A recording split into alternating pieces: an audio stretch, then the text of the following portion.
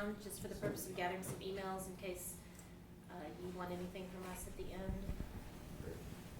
And so when we want things from you, then we'll have your contact information. That's the hidden agenda. Well, while people are getting settled, we thought, given the sort of small nature of the group, it might be good for us to, know each other's names and stuff. And so why don't we do just a quick who you are and maybe what school you're with. Yeah, Cheryl, do you want to start? Sure. Cheryl Kazmarek. It's my third year at Lexington, 35th year coaching. I'm Adam Corson. I'm the debate program head at Marlboro School in Los Angeles, and this is my 14th year coaching. Jared Zuckerman, I coach at Blue Valley Southwest. Lexi Upman, I'm also at Blue Valley Southwest. Shane Stafford, I'm at the Lake School. Yeah, Shane, I'm at Lawson. I'm Dave Weston, I coach at New Trier. Shantae Jordan, Pace Academy. Dan Lebo from Jesuit Dallas. Lexi Green from College Prep. Tim Mahoney from St. Mark's. Christina Tanya from Notre Dame in Los Angeles.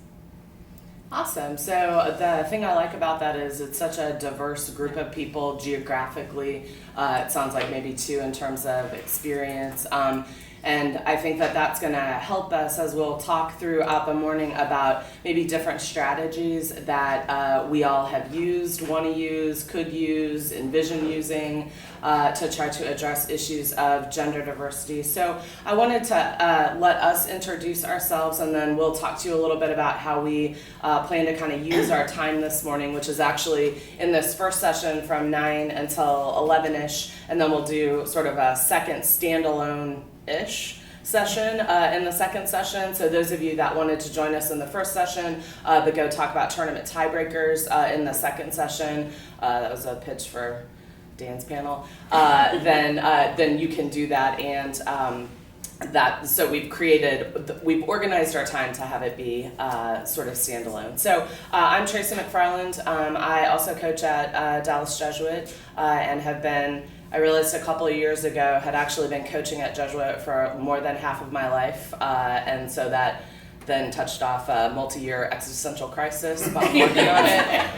And in full disclosure, because it's a gender diversity panel, for those of you that don't know, Jesuit is actually an all-boys school, and so I come at some of these issues from a perspective of coaching all boys and trying to assist them in understanding some of these issues that may or may not resonate with them, and also think about ways in which gender bias also implicates them as young males too. So, I'm Cindi Timmons. I'm affiliated with Greenhill School, although I'm not a full-time faculty member. I've been involved for the purposes of this conversation in debate for 44 years of my life, and I've now quit debate 3 times. And I currently coach the USA team and manage it. I'm Sandy Berkowitz, and I am also at the Blake School in Minneapolis. Before going back to high school, I was a college professor for 25 years, so I've been on the other side, having the office next to, some of you may know, George Ziegelmuller. So I have been associated with debate for not quite as long as Cindi has, but quite a long time. I started as an infant. But I have worked with, at workshops, I have coached my own teams, and I've also done some work academically with things like critical thinking and debate and gender and debate issues. And so it's something that we have a good diversity of kind of experiences here, and I'm sure that you all have diversity of experiences as well. we also concluded that the 3 of us are part of like maybe 5 or 6 current married couples in the community. I don't know that that implicates anything, but is a fact about us. I wanted to give you a little bit of an overview of how we'll spend our time both in this first session and then across the entirety of the morning. As you can kind of tell from our debrief about ourselves and our experience, you know, the interest I think from the 3 of us stems from watching a lot of these issues evolve over time, both both within the debate community and also, in society writ large. There certainly have been, recent events like the election that have brought a lot of the issues of, how we describe women, things like that. I'll just leave that. I don't know y'all politics, but the recent election has certainly brought to the forefront a lot of these issues. And then as debaters themselves become more self-aware of these issues, it changes the dynamic and from my perspective also changes the role that we play in trying to help them to process and understand their own experiences. We're an educational activity which situates us differently, both in terms of our responsibilities for how we engage our own students, how we're engaging other students, how we engage each other. And so, I think the theme for all of the three of us as we were planning these sessions is we're very interested in thinking about debate as a place where we can help stakeholders to develop tools. So while it might be a place where we also see gender bias, it's also a place where we can help to empower students and each other to try to understand better how they can redress some of these issues. Cindi has also, as some of you know, had ongoing efforts in the rostrum. For those of you that get that as a part of your MSDA membership, she's had a series of articles this year, which she's going to talk, or in the last year, that she's going to talk about that raise these issues for the coaching community. Certainly, the NDCA conference is a new vehicle for us to talk about this. And Sandy and I were just talking about, the idea of taking the work that we do today and potentially even creating a working group under the auspices of the NDCA, something that can really help to, continue not just have, one-off discussions about these or informal ad hoc discussions with people that happen to be in our more inner circles.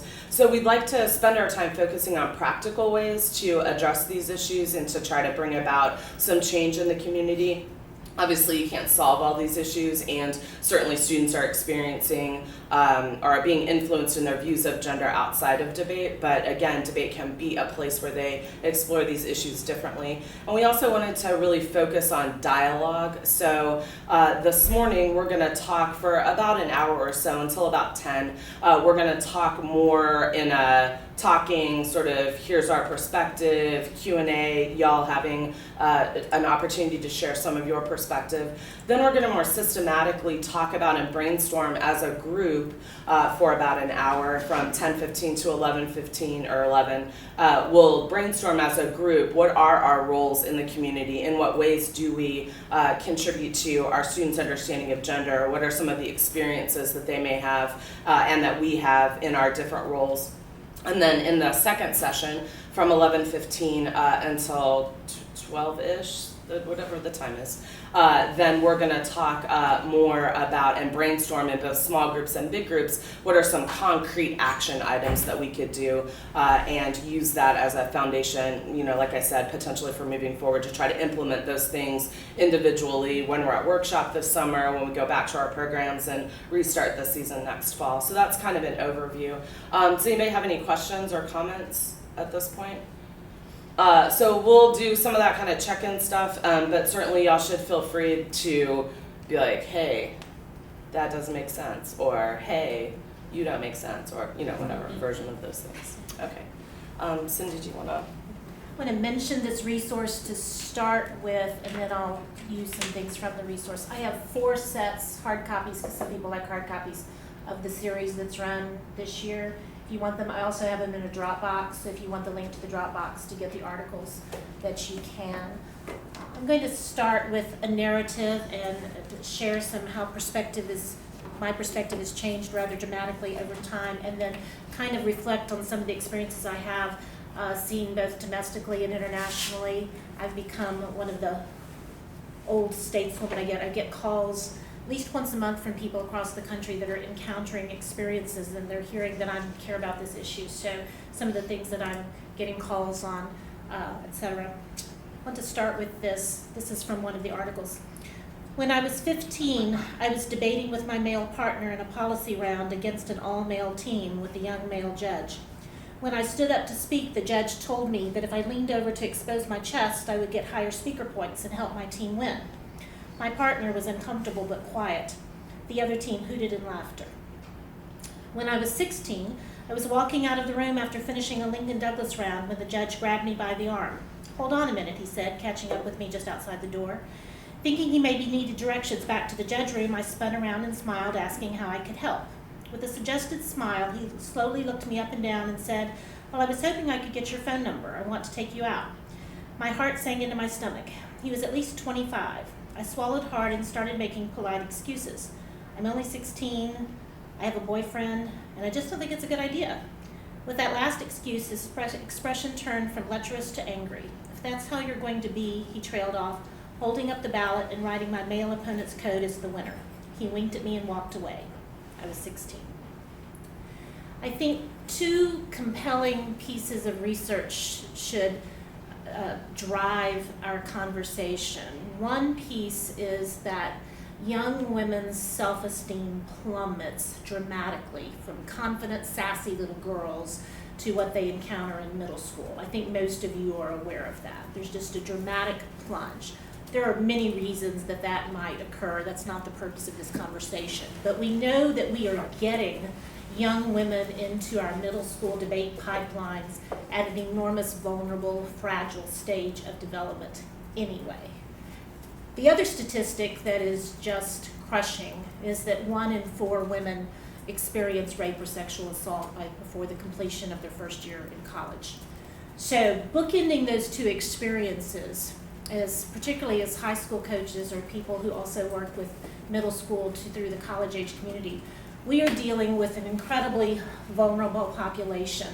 And they are put in situations of sometimes isolation. Just think for a moment about a typical tournament experience. Could be 10:30 p.m., tournament's running late, you have a young woman on your team at the end of a hallway, she may be the only female in the room, lights are kind of flickering, and the arguments in the round are about that rape has no impact, etc. And she is dealing with that and then dealing with conversations, coming back to find you in the cafeteria, getting into the van with a largely male group, heading back off to a hotel with nobody to unpack these kind of experiences with. It could be incredibly isolating. And we wonder why women are, not in more numbers in our activity. But I share that to say my perspective has kind of done a 180 over the years. And I want to share this little, it's like a 3-minute narrative arc with you to show how I view this now and why I just fall in love with this activity all over again, because I think our activity is the answer.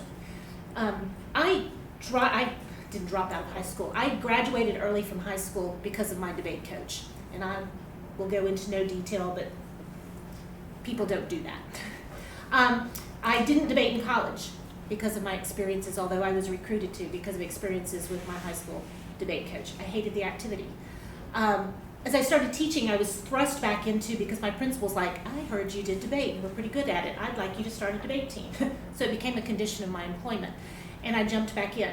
And I have a distinct memory of 1983. I'm a third-year teacher, and I'm giving a presentation at a conference about women in debate and how we have to kind of fight to be heard and what we can do to help young women in debate. It was a lifetime ago.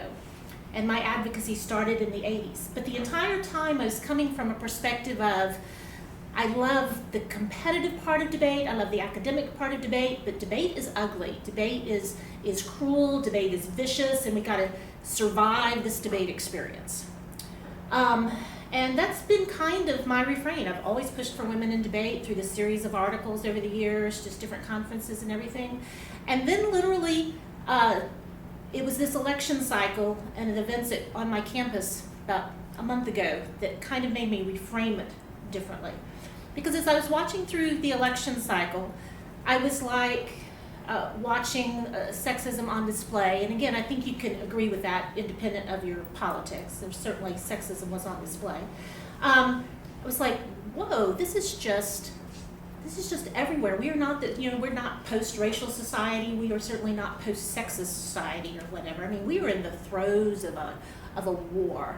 And as I was reading, I'm pretty active. If you're on Facebook, I'm really active on Facebook. And I would read comments from trolls, and just the moment a woman spoke, the attacks in response to a female commenting on politics can be incredibly vicious. And so as a coach of the USA debate team, I've been trying to equip my young women over the past couple of years in dealing with the reality of what they encounter in society, and debate becomes somewhat of a tool for that. But then, and Aaron has strong opinions. Go figure, my husband has strong opinions. This was in our school newspaper about a month ago. Yeah, April 19th. This is the Evergreen, our school newspaper. There was an article that they did from a disgruntled young woman who's no longer on the team about sexism is a problem in debate, female debaters say. And there's this whole article which misrepresents not only the Greenhill team, but misrepresents the issue in general. And interestingly, it was a high school senior's portrayal of this that really gave me an epiphany and a different way to frame this. And I say this to you as with the utmost encouragement and excitement. Debate is the answer to confronting sexism in society, and we become the people who give these young women tools to fight what's already out there. Debate is not the problem. There is nothing inherent in debate that is sexist. There is certainly, debaters come from a background of privilege in many cases, and so there are things that uniquely propel white males to the front, for example, but that's society, that's not debate. And once I started rethinking about that, it was like a whole bunch of things in my life kind of, there was literal healing, but it was always like kind of fell into place of my role then in facilitating and becoming more of a cheerleader for the activity, because we can do this. I don't think we have to be afraid of this. And over the years, there have been so many conversations I've had with coaches about, I don't know how to talk to my young women. I don't know what to do. I know it's out there, it's ugly. I just don't feel equipped. It's uncomfortable and all of these kinds of things. And to me, my personal epiphany becomes incredibly empowering about what we can do to train these young women or people searching through gender identity issues to confront what they're going to deal with in the future. And I find that terribly empowering and exciting. So I want to use that shift to kind of share some things that I'm seeing, social media, Facebook pages, chat rooms, and things I get called on for answers about, and how this plays out. So because of my long time presence, I guess, in the activity, girls will ask me to join their respective Facebook chat groups. There's a bunch of them. Most of them are closed. And they're sometimes organized by graduation year, like a group will organize, the class of 2015, and they have their own page. And then there's women in debate pages, and there's like LD women, and then there's like, policy women. There's just like all kinds of different little groups, and I'm a member of a bunch of them. And the typical thing that will happen, there'll be a flood of responses during the weekend or the Monday right afterwards. That's very, very common. Some young woman will have an experience and they'll post this, and a bunch of other young women will respond. There are other adult women as well who will kind of redirect and maybe suggest resources, etc. But some of the anecdotes are heartbreaking. And it leads to just a classic one is, I was debating Friday night, my opponent said, I think it was probably off the gun control LD topic, that there was arguments being made about guns linked to domestic abuse, blah, blah, blah. And so my opponent made the argument that, I'm making the argument that this leads to more rape or assault or whatever, and my opponent just said there's no impact to rape, and then just did kind of this spew down on that, and the judge was laughing and everything, and how that made this young person feel as they walked out. And those are devastating, accounts that if you're not aware of, they're going on every weekend, and that these young people are not equipped with the tools to respond to that, to deal with that. There's the question of the judges rolling around, what can coaches do, etc. And I think Tracy's going to guide us through teasing out some answers to that. But those are the things I see frequently. On the other hand, 2 years ago, I got a call from a brilliant young coach in the Northeast whose debater, Lincoln Douglas debater, was encountering a narrative given by a young woman that dealt with personal assault. It was a personal story. And her young male debater was just kind of fell apart in the round. I mean, did not know what to say or do. It was one of those classic socially clueless teenage boys that we all have on our teams, and was just paralyzed and ended up in tears because she was challenging him as being part of a patriarchy that perpetuated this.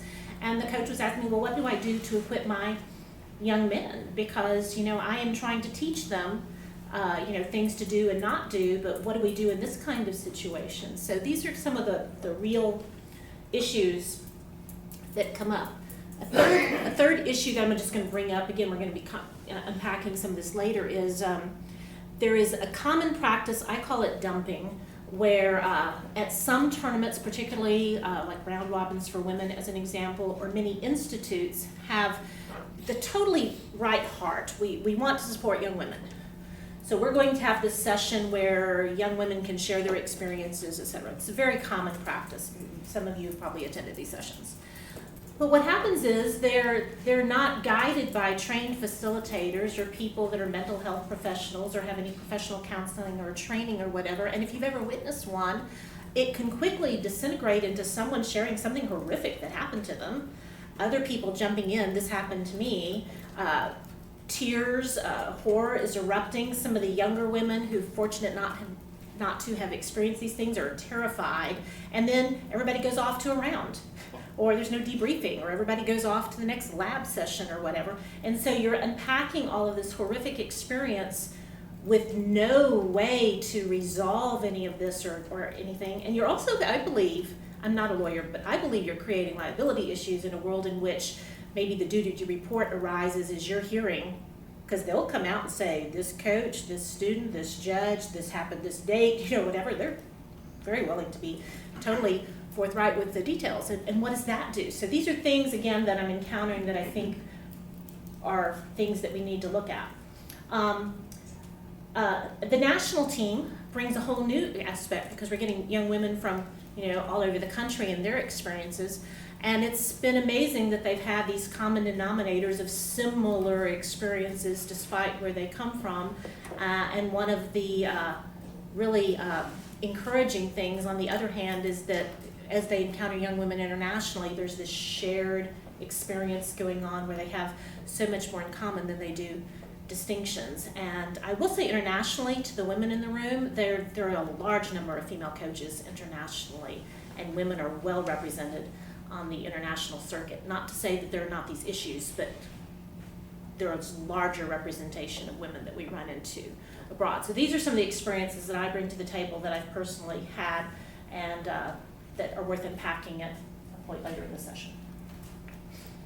So just to sort of add on a little bit here, when Cindi was describing that initial set of experiences through that narrative, that first one sounded very reminiscent to what I experienced when I was in high school. So I think that that's not a unique, unfortunately, not a unique situation. But I think that we all have sort of unique paths that we've traveled since then. And so when I was in graduate school in 1989, I wrote an article, and Dan has a book that with him right now, which he can play Carol Merrill with, yeah, no one will get that reference. Say Vanna White. Vanna White, yeah. Thank you, Kaz. There was an article in the Debater's Research Guide, the old Dirge, that was written by Cinder Griffin and Holly Rader about women in debate, and I wrote a response to that. Now that was after, as a graduate student, we were up for about 36 hours proofing it by hand, including commas and periods. So I'm not sure how completely coherent this response was, but I felt the need to respond to that. And so for me, the issue of women in debate and the importance of women in debate is something that has been important to me, because I came from a team in which there were very few women on the team. Even though we had at one point a woman as our coach, it didn't seem to impact things very much.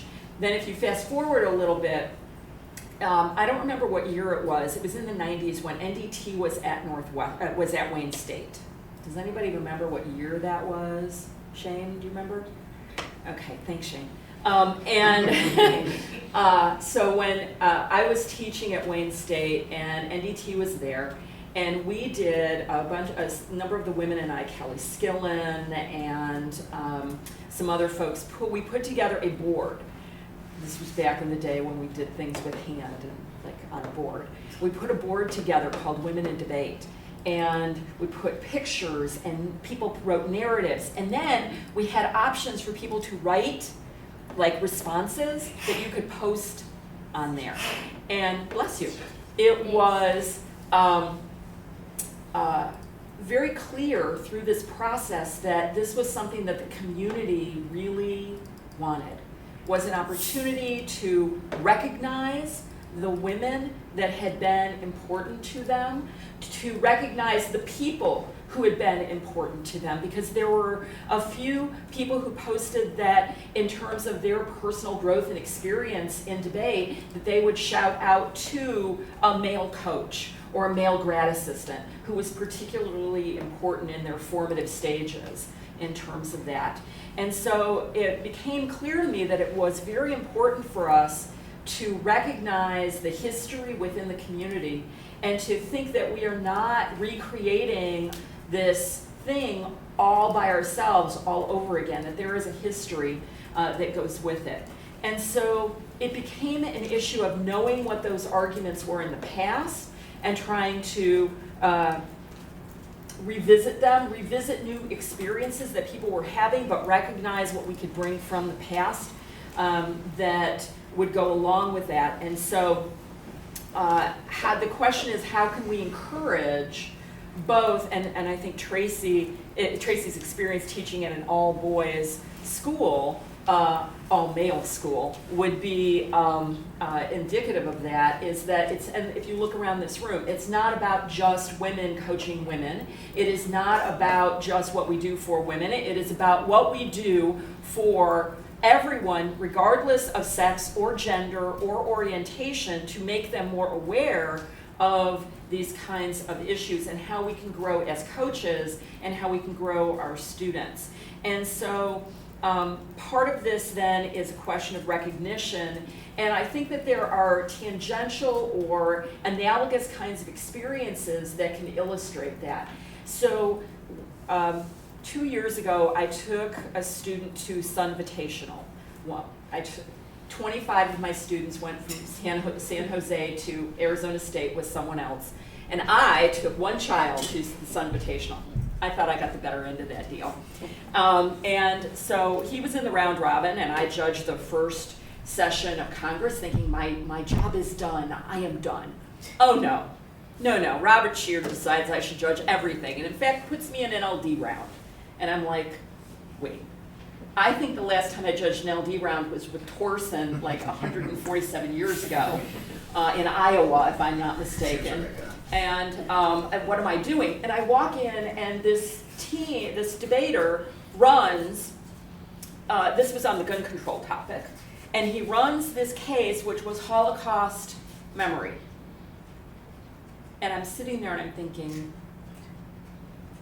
why is he running this, and why is he running this in front of me? Well, I know why he's running it in front of me, right? He's running it in front of me because he knows I'm Jewish and that there's something that is I'm supposed to buy that argument because I'm Jewish. That moment made me think about not just my Jewish identity, but my women's identity. I think that it is incumbent upon all of us in all of these kinds of different experiences that we have to really think about how do we use identity, how do we think about identity, and not everybody is at the same place with that. And so I think that he was, because there were two of us judging, obviously in a round robin, and I think that he was particularly surprised at my reaction, because I started to tear up. He was showing video. And this was hard for me to sit and to watch this and to hear these rounds. And then, of course, the negative gets up and runs framework issues. And so we have Clash of Civilizations debates. Yeah.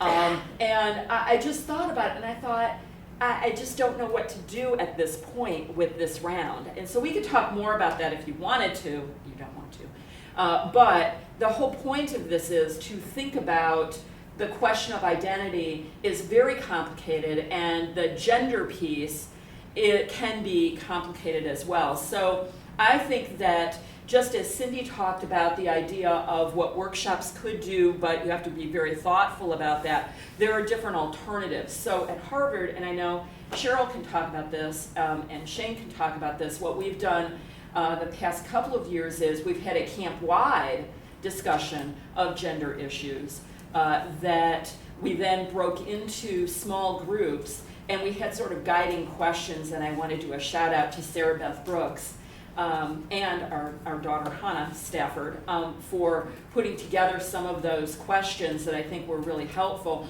But what we did was we put together heterogeneous groups of students and faculty and mixed things up so that people could hear one another's experiences. So I think that there are alternative ways of thinking about that, not that making similar groups doesn't have its benefit. I definitely think that it does, but I think that there are different alternatives that might work over time. So I think that those are things to think about, and I think that all of this brings up questions about judges. I spend most of my life in the world of public forum these days.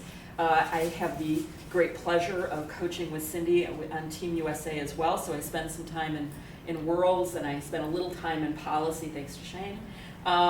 But one of the things that I think is really important is to think about judges and structural issues, something I know we're going to talk about later, but it seems to me that if we're going to think about these kind of gender issues, it's not just what we tell our students, that we empower them to do these things, but if the judges walk in the room with preconceived notions about how genders are supposed to present themselves, whether you lean over, or whether it's you're shrill, or certain kinds of arguments are unbecoming to women, or something like that, that is a problem. So I think that we need to think about it, whether that is thinking about putting, and this is an article in Rostrum that Shane and I did on women on panels, like in MPJ kinds of LD and policy rounds, but I think that particularly in public forum or in worlds, we need to think about, particularly in public forum,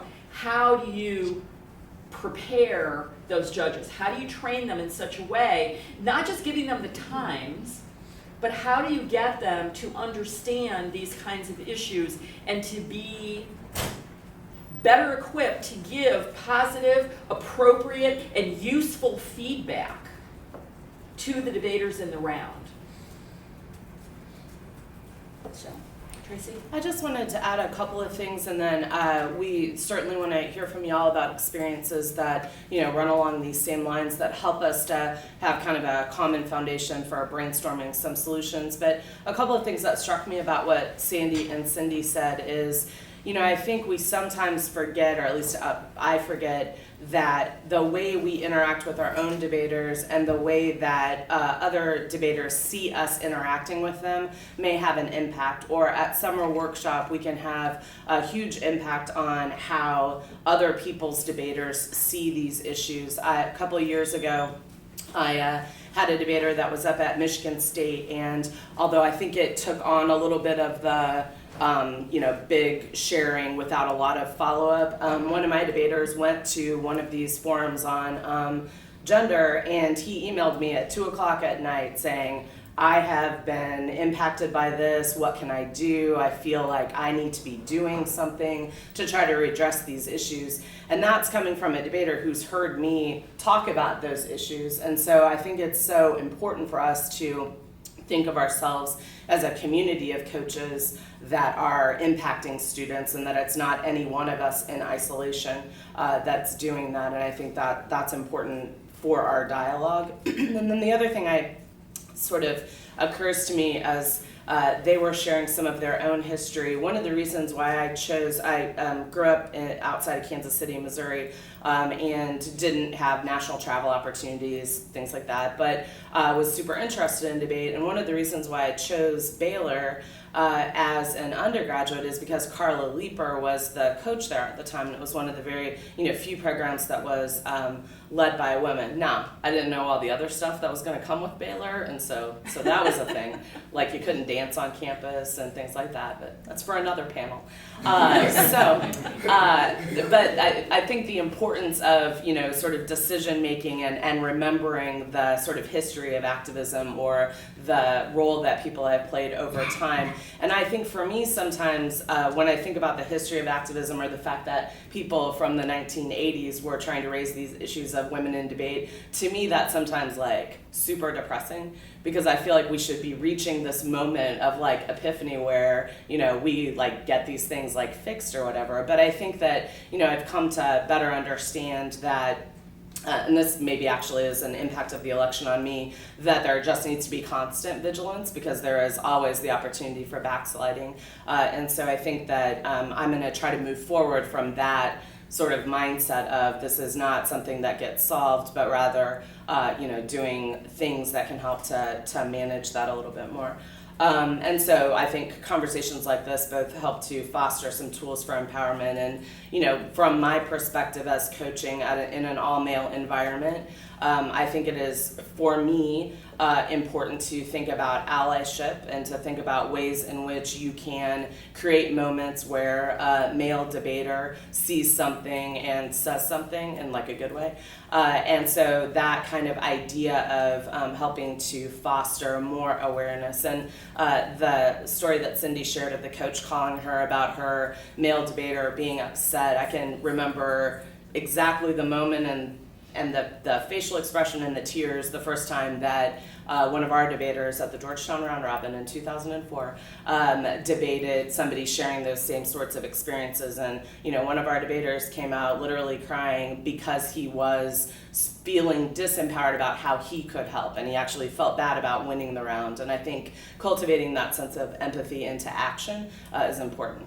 Now, that debater is just about to be a Supreme Court clerk for Sotomayor, so maybe he actually can do some stuff, but I think that it's important to kind of, from my perspective at least, to also be focused on allyship. So Let me add a couple of thoughts that just as you were talking about, we've been talking about the students primarily as they're impacted, but I don't know about you two or the other female coaches around. I've absolutely been dissed because I was a female coach on numerous occasions. So it's something that goes with us into our profession, where you would think we would have greater accountability pieces. I will never forget the moment that Erin and I were standing together about 20 years ago in a hallway, and a dear friend, but who was socially clueless at the time, came up and said, "So how does it feel to like lose to your husband all the time?" And I was just flummoxed with that kind of, why would you ever ask that kind of question anyway? But it was also, damn it, factually not true. Our records are really pretty equal. And I was like, he's doing that because I'm a woman. I mean, it was just really, I couldn't believe he did that.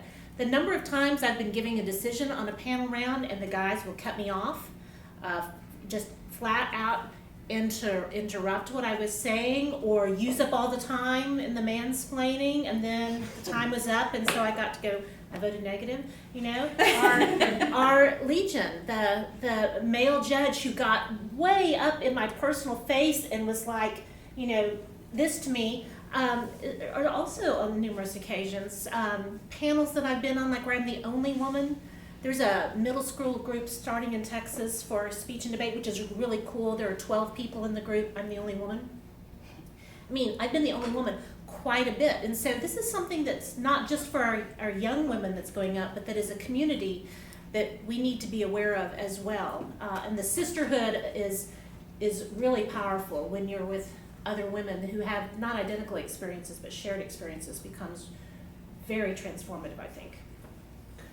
So, we've shared now a little bit of our perspective to try to lay some foundation of our experiences. Are there things that we talked about that resonate with some of you, different experiences that you might be interested in sharing? And, sort of as a part of that, I'm interested in ways in which certainly on our campus, we have experienced an uptick in gender-related issues, race-related issues as a result of it's not causal, but because of the election. And so I'm interested in whether or not your experience, if you think that there's a uptick in any of this, you think it's better from your perspective, whatever length of time that perspective is generated from.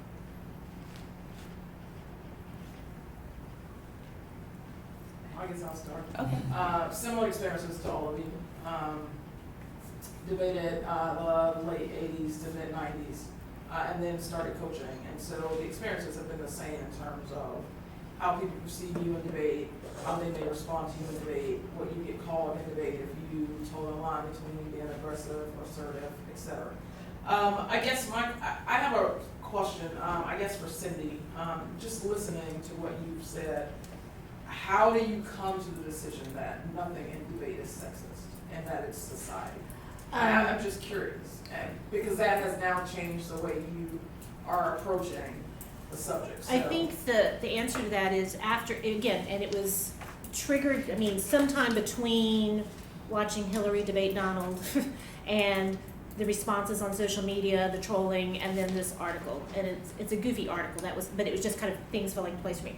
I started examining kind of like every part of the debate process that I could think of in terms from the way classes are set up to, and this series dealt with classes and tournaments and camps. So, and I was thinking back through those things. Erin and I had long conversations about this. I was thinking about coaches and judges and whatever, and I'm like, is there anything about the structure of the activity that is inherently sexist in its structure? And I really pushed him on this and tell me if I'm just missing something. And then we used the parallel of race as well, right? Clearly there is racism in debate, but is it because of debate? Is there something inherent in the structure of the activity that causes that? Or is it something that's a microcosm of society? And the conclusions I came up were based along this line of analysis. So young women, the first time, I'm going to use some generalizations, if you'll excuse me, for the purpose of answering her question.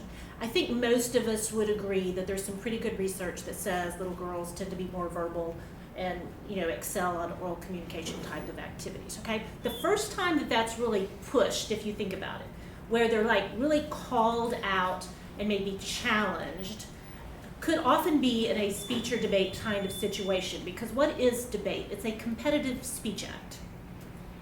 And when you have, and it's a performance, so to speak. So you have this young girl who's already kind of engaging maybe in some self-doubt or whatever, who's trotting out her ideas, and I think for many women, again, they own their ideas. There's certainly some game playing, but maybe less game playing, and it's trotted out to this performance space, and it's knocked down. It's knocked down potentially by this male debater or whatever, and then there's a consequence, there can be a loss, or there can be an emotional thing. And so what I was asking myself, is that because of something inherent in debate? Or if there was, could that happen in a classroom or some other situation too?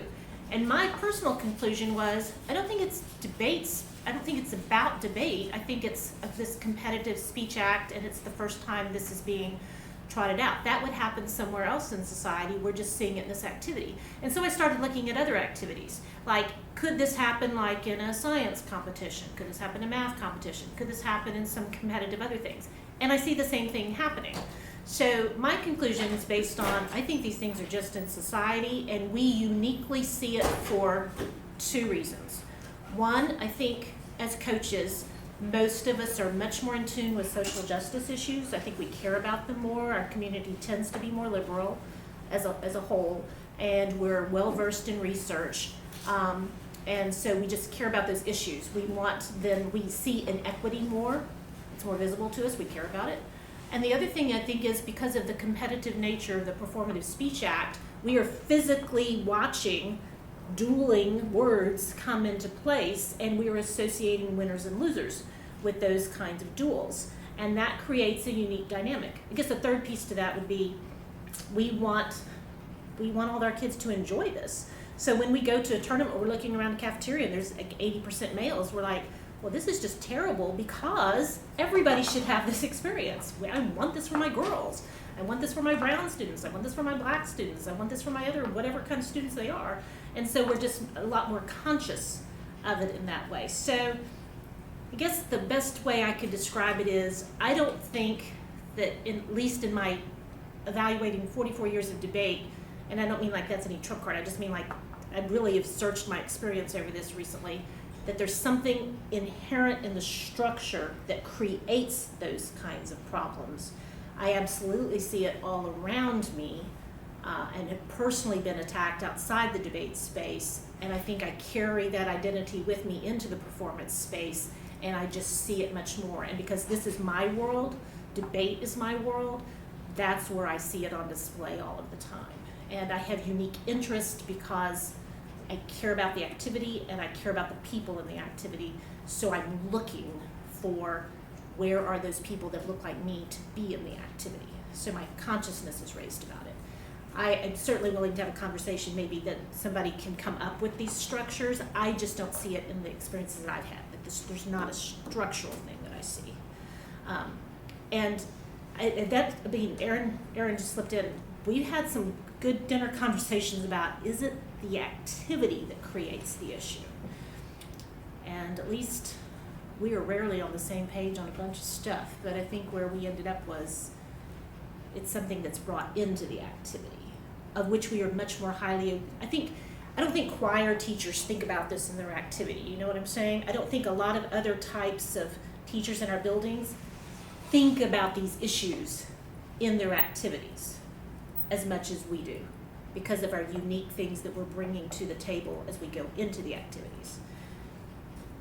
I guess I would disagree just a little bit in that I might agree with it. It doesn't create those things, but I think there are some things where gender bias is rewarded in the activity that may send the message more strongly, like it amplifies the message, whereas in choir, maybe there are some things that reinforce it, but it's not like rewarded in the same way because of the, sort of competitive nature of it. Here I'm thinking about the sort of shrill, if you go real fast and you have a high-pitched voice, then you're shrill, or, the cross-sex aggression versus, your whatever. Oh, and I think that's true. The only thing I would say is that, like, Hillary got all those attacks in the campaign, and so to me that was like, that's coming from a societal perspective, and that wasn't even just in the debates. I mean, she was always getting hot for those kind of things. So that maybe, Yeah. Sure. I remember a time a while back where there were some studies done. People said, well, girls just don't like to be as competitive as boys, and so girls don't get to the top of the debate activity. The reason there are fewer girls in debate in the late elimination rounds or, that sort of things, because they're just not as competitive. And I think that's probably not true, but I think that it's representative of partly what Cindi is saying about the societal thing, but also because, as Tracy points out, the dynamics of what goes on in rounds. I mean, 2 years ago, there was one young woman in the octaves of the TOC. This year, the top seed was a young woman, and there was more than one in the octaves. But those are anecdotal in a single year, and who knows what it's going to look like next year.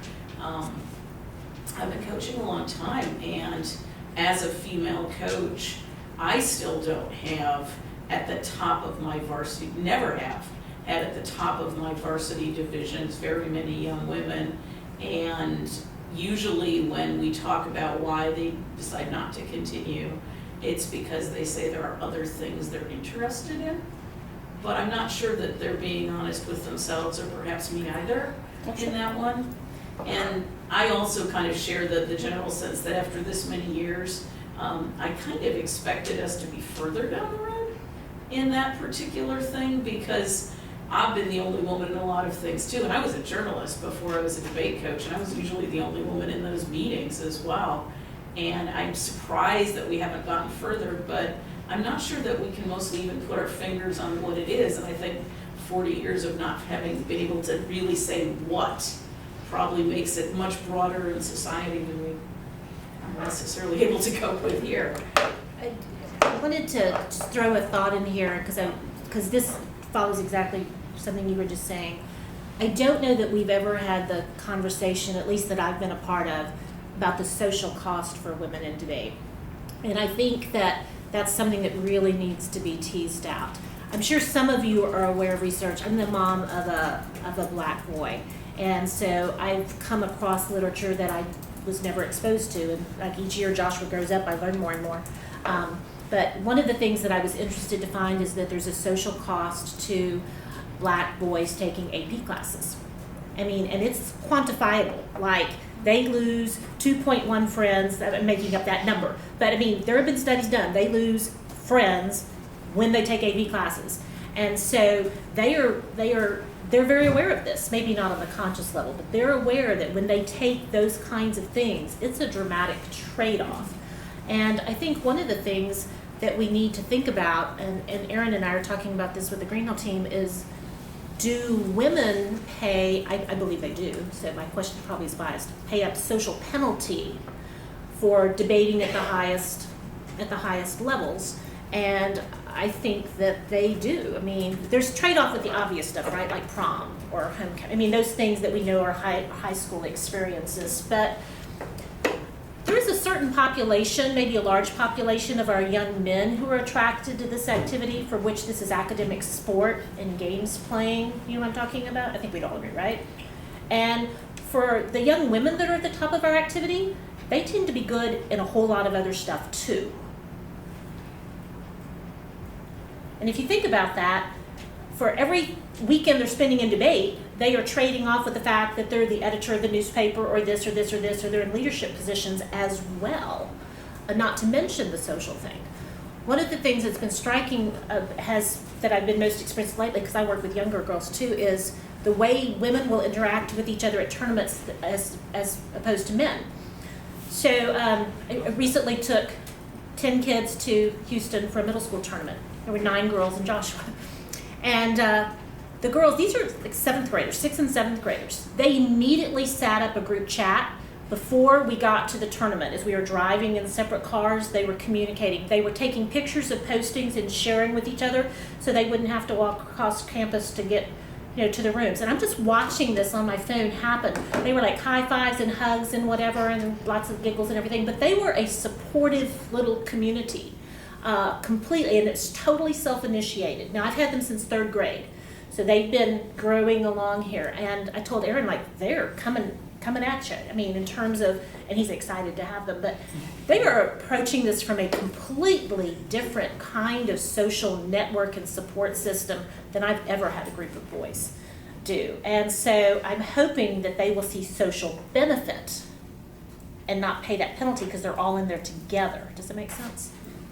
And I guess that was my question to the panel of people I truly deeply respect, was the question is, obviously as a male and a father of daughters, is trying to figure out how to communicate in a way that, as a coach, you learn how to coach. And you learn how to coach, and you try to say, I adapt my coaching to all the people I have.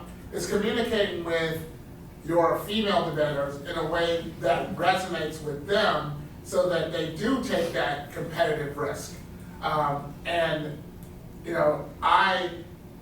find that very same thing. In our middle school debate thing is that we had 5 women, 7 men. And the 5 women at the first debate tournament, they all got over in a corner and they all made sure that everybody had all the stuff. And I brought in another woman who wasn't in the class, and all 5 of them said, okay, you come to my house, we'll do this sort of stuff. And it was a question of how to communicate with them as the coach, because, some days, I communicate in grunts, and those grunts work with boys, but sometimes with women, the grunt doesn't work. And I think it's trying to find that language, and I think that, because I've coached a lot of women over the years, and it's always a question of, at about the sophomore year, is that we have to have that conversation about, are you gonna be great, or are you gonna just be a part of, I know how smart you are, I know you can be great. The question is, are you gonna do it? And how to have that conversation without grunting, or talking about whacking, which are things that I always go to, right? So I occupy sort of a weird position vis-a-vis your comments, because my experience in co-ed environments strictly in the summer. Now, almost every summer since I was in college, I've taught at some debate workshop, and I have even noticed as I have coached longer and longer at Jesuit that my analogies to explain things are often sports centered, and I have to be very aware of adding in a second example that may not be sports centered, not because girls can't understand sports or may even be involved in sports, but I have to be sort of constantly vigilant about how I am explaining things and being aware that I default to certain things. But the other thing that I think is interesting about the way that you framed your question is maybe the piece of that is not about whether you're using rocky analogies or grunting, but ways in which we disincentivize collaboration in debate on a debate team that then translates into, it's not a binary of be collaborative and be good, or it could not be a binary if we thought of ways and incentivized collaboration as a good thing. And at Jesuit we talk about contributing to the collective, and sometimes I think the parents think we're trying to foster a cult, and so now I say I'm not trying to foster a cult, because if I deny it, then it's not true. So anyway, I think that trying to think about, and maybe something we can do later too, is to talk more about the elevating collaboration as a tool for competitive success. Particularly given that social media, I think, binds girls together, but I mean also, boys together too in a different way, and that's a way to adapt to, meet them where they're at, whatever that stuff is. Yeah. So, I'm just listening. In terms of the social cost, I don't find that to be exclusive to women and girls in debate. I think that applies equally to males in debate. My question is, and I guess maybe not a question, I wonder if some young women think about the cost, i.e. the experiences they get when they participate in debate, as a way of getting out of debate. And what I mean by that is, if we all have had the experiences of either someone coming on to us or calling us bitches or whatever the situation may be, I think that's more of a trigger to get young women away from the activity rather than them taking, I'm gonna miss prom, or I can't be at the student council meeting or something else as a social cost. I think it's the effect that they experience in debate versus whether they may miss something on a weekend or not have time with a friend. That's probably the bigger issue. That's what I'm hearing, at least from some debaters. I'm doing a similar presentation for the NSDA in August at their conference. And so I've been talking to a lot of young people, girls and males, about this. And for me, it's not been, we can't do certain things on the weekend, or we lose certain friends because of this or that. It's been, this is what has happened in debate, which is why I really don't want to continue in debate, or a reason why I'd rather do debate sparingly, as opposed to not being able to hang out with friends, etc. Or it could be the opportunity to be able to see debate in a particular way. So I know this is being recorded, so with all due deference, Hannah, I'm going to tell a story. So this is about our daughter. Her 9th grade year, she was competing on debate. Well, in Minnesota, they have split season. They're one of the few states that does a split season. I believe Kansas does as well. So she did debate in the fall, and then in the spring is speech. So we worked on this speech. Her mother is a rhetorical scholar. We did rhetorical criticism. It was great. She goes to her first tournament. She's like, I don't want to buy a suit. Everybody in the entire state of Minnesota owns black suits. And so she's like, no. I'm like, that's fine. Just put a black jacket over the dress. We're fine. You'll go. We go to the tournament. She competes. And the only comments that she gets back for all 3 rounds was about the fact that she had a pink dress on, and the cardstock that she was still sort of on script, because it was the very first tournament, was pink. And so people made comments about that. And she looked at me at the end of it and said, I never want to do this again. And I looked at her and said, that's fine. And she said, but I want to debate.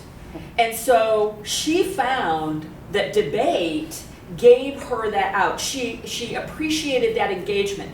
Even when she dealt with judges who she was not particularly fond of their responses, or teams that were jerks to her, that was okay.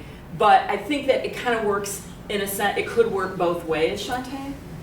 Yeah, well, and I would say if those people are telling you their experience, that's their experience. So it's obviously, it's obviously valid. I do think there are other people are saying there's a social cost to, whatever this commitment is. But I also think I think most of it, there's still a stereotype against smart women. And debate absolutely on your campus is going to be the thing that's known as the smart activity or whatever, and smart women can be penalized, particularly this vulnerable time I'm saying in their lives where being the smart girl. I've had so many female debaters over the year, they'll say, I just want a boyfriend. And I'm like, sweetie, all these guys around you are just way immature for you right now. You wait a couple years and you're going to be fine. But right now, do you really want any of these people as your boyfriend? And they're like, no, I really don't. I'm like, okay, just give it a few years. Continue to be smart. Don't dumb down, and whatever. I've had my partner is my sophomore year, dumped me, came in on a Monday, and my coach he wants a different partner, and I'm like, what? We had just won the tournament the weekend before, and in analyzing it, I was out pointing him every round, and he was getting kidded by the other guys on the team that his female partner was out pointing him, and despite the fact that we were incredibly successful, he didn't want that razzing anymore. So I got dumped. And my stupid coach wasn't, didn't push it or whatever. So being the smart woman in the room is not always an advantage. And there is a cost to that as well. To address, I guess to piggyback on some of these points about social cost, I think that, so over the years, I guess I've kind of found that it's advantageous for debaters to shift their motivation away from trophies and the competition sometimes to the sense of pride they have in being a debater and what does it mean to be a debater and the things that says about you, kind of to your comments about being a smart woman or about being a critical thinker or whatever. And I think that in connection with Shantae's point, one challenge in cultivating that kind of motivation is if these experiences are so pervasive in debate, I guess I'll ask for comments on this, but I could imagine it would be harder to identify yourself as, boy, I'm proud to be a debater, this is my core part of my identity, if the activity is also, characterized by these instances of sexual assault and sexual harassment and marginalization that are so deflating and so, ego undermining. I don't know if does that make sense? You shouldn't have to get a Purple Heart to be a woman in debate. I mean, and so many of us. So many of us have. That's a good comment. Yeah, that should go on. That should go on the show. You shouldn't have to get a Purple Heart to be a woman in debate. There's another fundraiser. Yeah, so, right, that's the ABC fundraiser. You had mentioned earlier about the process of camps creating discussion forums, and I totally understand the perspective, but I'm wondering, how do we, I guess, because we did that in Michigan one year, and it was actually prompted because a couple of seniors wanted to do a discussion with broader, you know, to kind of speak to what was happening in some of the senior labs and things like that. And so we made it a whole camp discussion. It did somewhat turn into, like, there were sections of crying. There was, you know, a lot of people really upset. And I agree there were not necessarily, I don't know that anyone in that room was a professional, like, psychologist or any of that background. And looking back, I can see how that would be a really important contribution to that discussion. How do you then, like, if you have seniors coming to you and saying, we want to discuss this issue, would you shut it down? Would you, because there's not necessarily, you know, within a couple weeks' notice, like, we can get the university psychologist to come in. Maybe we could. I mean, that's something obviously to investigate that I didn't think of at the time. I wouldn't, I mean, if young women came and said I wanted to talk, I wouldn't shut that down, but I would go in with my eyes much more wide open this time. So many, first of all, I think absolutely institute directors should be contacting, because many of these are on college campuses, right? Should be contacting the appropriate offices on campus to see what resources they have. My understanding is that if you are contracted with a college or university, that you then have often access, I won't say always, access to some of the services. Or if something happens on their campus, right, those services kick in, for example. I have been told by female debaters, former female debaters who are on college campuses, that frequently they have women's clinics or counselors or whatever who offer free services or talks or whatever. So, you know, a couple months out, contacting them to see if one would be available to facilitate a conversation, I think would be a really wise step. I think that equipping yourself going in and then talking to the young women they're talking to, and like, we will support a conversation, but then explaining limitations.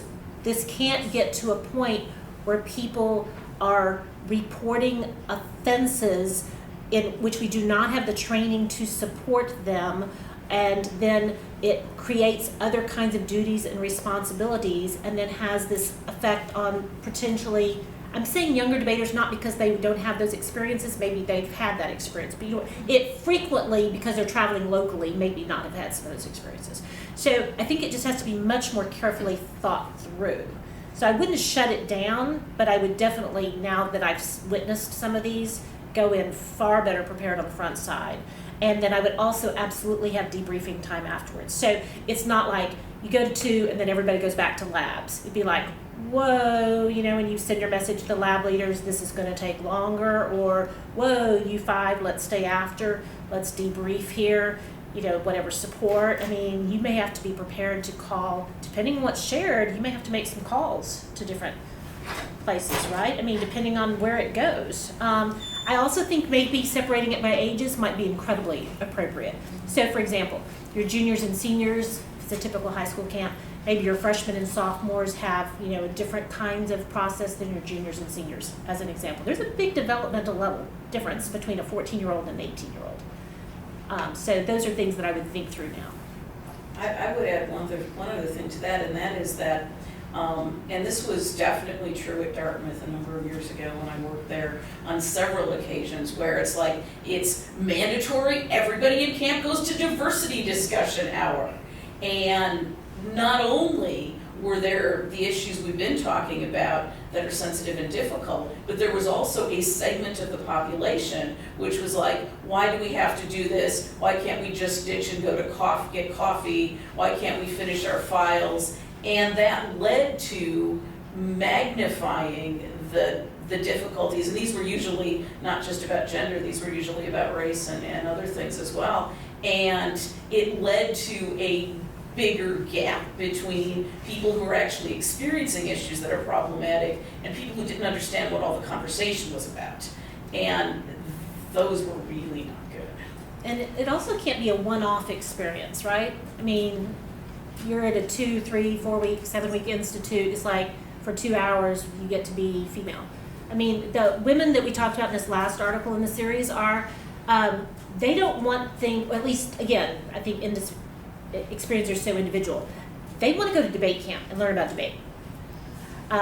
They don't necessarily want to be singled out for this one-off type of session, you know, that resolves all the issues of women in debate, and then they get sent back. Kids don't often like to feel different. So I think creating optional sections, multiple sections, tuck it into other issues, for example, race, identity questions as well. These are societal issues that we're dealing with, broadens that and makes it more appealing to everybody.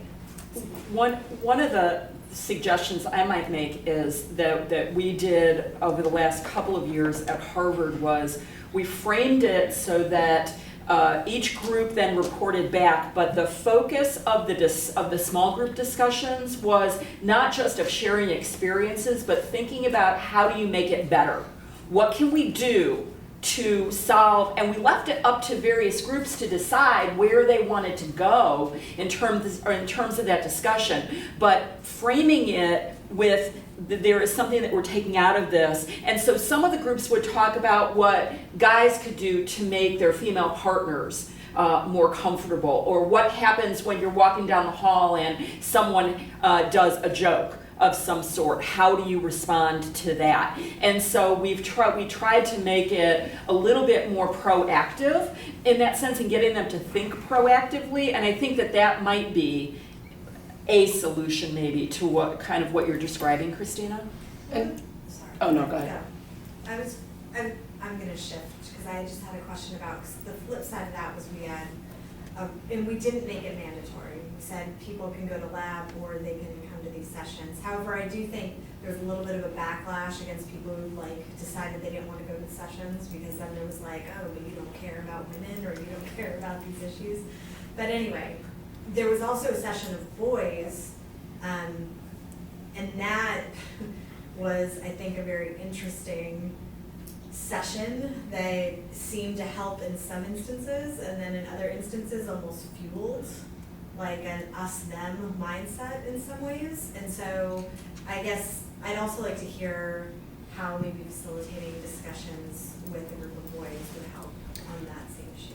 Christina is not a plant with her comment there, but it is actually a really good segue into what we wanted to take some time to do in the next half hour or so as a setup for the second part of our discussion is to talk about the roles that we play in both influencing students but also our colleagues, and literally making a list. I got me some markers and some giant Post-its, and related to that, what is the currency for change in the debate community? And by that I mean, if we all are in some level of agreement that these are important issues that need to be addressed, what's the currency that we use to try to leverage our debaters, each other, the community, to make some of those changes? And, to Christina's point of mandatory, not mandatory, creating backlash, reinforcing dichotomies,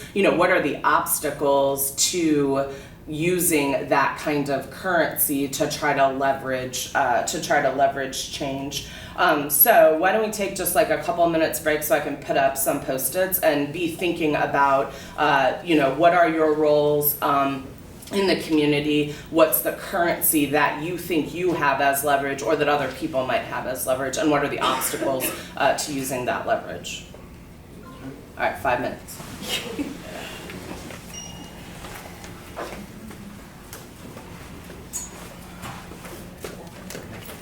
I was thinking about your initial question. I was thinking about things like Judith Butler, that the way that we can is gendered or is racist.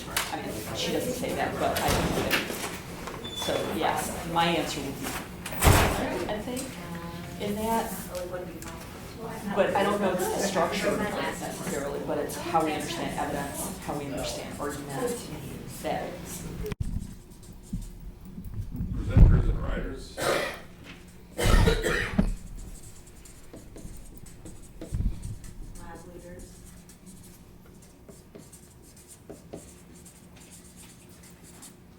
What about peers?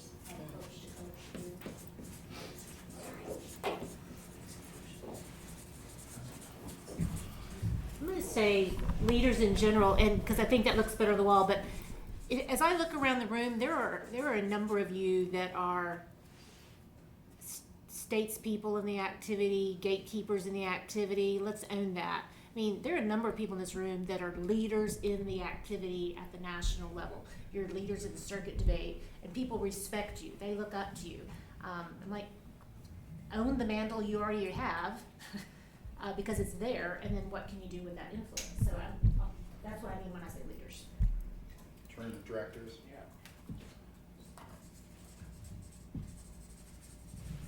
With that, like institute directors, people who are creating the policies for these things. Travel agents. Yeah. True. Yeah, increasingly. Some of you, I think, have an administrative role. In some of these schools, there's also an administrative component to what they're doing. Or if not, we're representatives of the team to the administration. Parents, not just those of us who are parents of students, but you also have to deal with those parent to parent. I mean, you're sort of their pseudo parent, even if you don't have a child in the activity. The other one that kind of occurs to me just because of where we are is we're all also members of professional organizations, not just the NDCA. I think we're also representatives of our schools. And so there's like a question of school culture, school rules, and kind of projecting that into the world. This is what we stand for at this institution. Or in some instances, being countercultural to your school's environment. Our debaters are probably more culturally literate about issues of gender and race because of their participation in debate than the curriculum would indicate. I forgot it was being recorded. But of course, there are things that we are, okay. Like, coaches make choices as to which tournaments they attend and what they expect their students to. Yeah, good. Yeah. Exactly. That's some currency. Which is, well, yes, I think that's a great way to sort of segue into what some of the currencies are. Did you have something you wanted to add here? Okay. So now that we've kind of listed off, and you know, when we were planning this session and we were thinking about this particular question, I was like, I'll speculate that people will say like 4 things.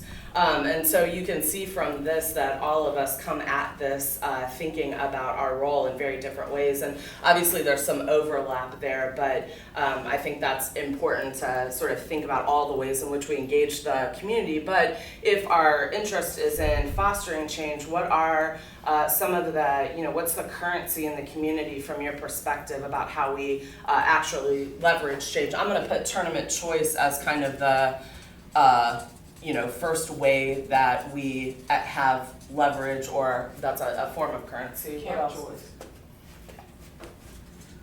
Yes. And under both of those, money, because we're giving our values with our dollars. And I think this camp choice is both where you choose to work And where you choose. Yeah. It's also with the mile leaders you want your students working with. Yeah.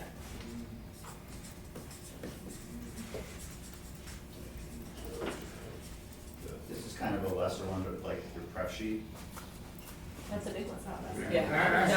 Well, it depends on how willing you are to talk to those people, right? Like if you're like, hey, you, like, you know, I know that you've engaged in sexist behavior, you know, FYI, like we preclude you or we strike you because like we know that you're doing that. But how many people actually go up to colleagues in their community and are like, oh yeah, like we strike this person for this reason, like let them know about it, you know? Well, the other way to use that though, and I guess I would add strike cards, is we have discussions with our students about how we strike and how we use mutual and judge preferences. You know, even in the quarters of the TOC a couple of years ago, you know, the students were like, strike this person. We were like, it's only one on the panel. We had a discussion. I mean, this is in the strike period. And they were like, oh, okay, you know, we struck somebody different. And they suddenly had an understanding of that, hopefully. I'm always curious about this. By show of hands, how many of you let your students fill out their own strike sheets? talk. We talk like that, we talk, We have a but they do not do conversation. it. How many of you have conversations, but you're the one actually doing it? Interesting. Thanks, I just always am curious about that and take every opportunity to ask that question to survey people. Okay, what other forms of currency do you think we have? Hiring judges, I mean, who you hire, who you choose not to hire, if you fire them. Also, like, hiring, I mean, coaches and like assistant coaches as well. Yes. Tournament policies and team policies. Yeah, I think that's an interesting one. There's been a couple of more tournaments lately that have had some like codes of conduct that their campuses expect, and that, you know, when you agree to come, you agree to follow, the code of conduct for that particular campus, which can influence things like language, choices, arguments, even, kinds of people, all sorts of, I think that's an interesting one. The World Championship it's about 10 pages long, a code of conduct that's been in place for decades that you have to sign in order to attend the World Championship in any role, as coach, judge, or student. And it deals with a number of issues. I'm not saying it's perfect, but it's just way in your face. Was that Hockaday that had that? And it was about, this is how we expect your judges to behave and interact, and this is how. Do you remember what was written into that about what the penalty was for I don't. violations? But it was an interesting kind of normative guidelines of behavior. In PF specifically, I think that community judges, who you bring in and how you train them. Training.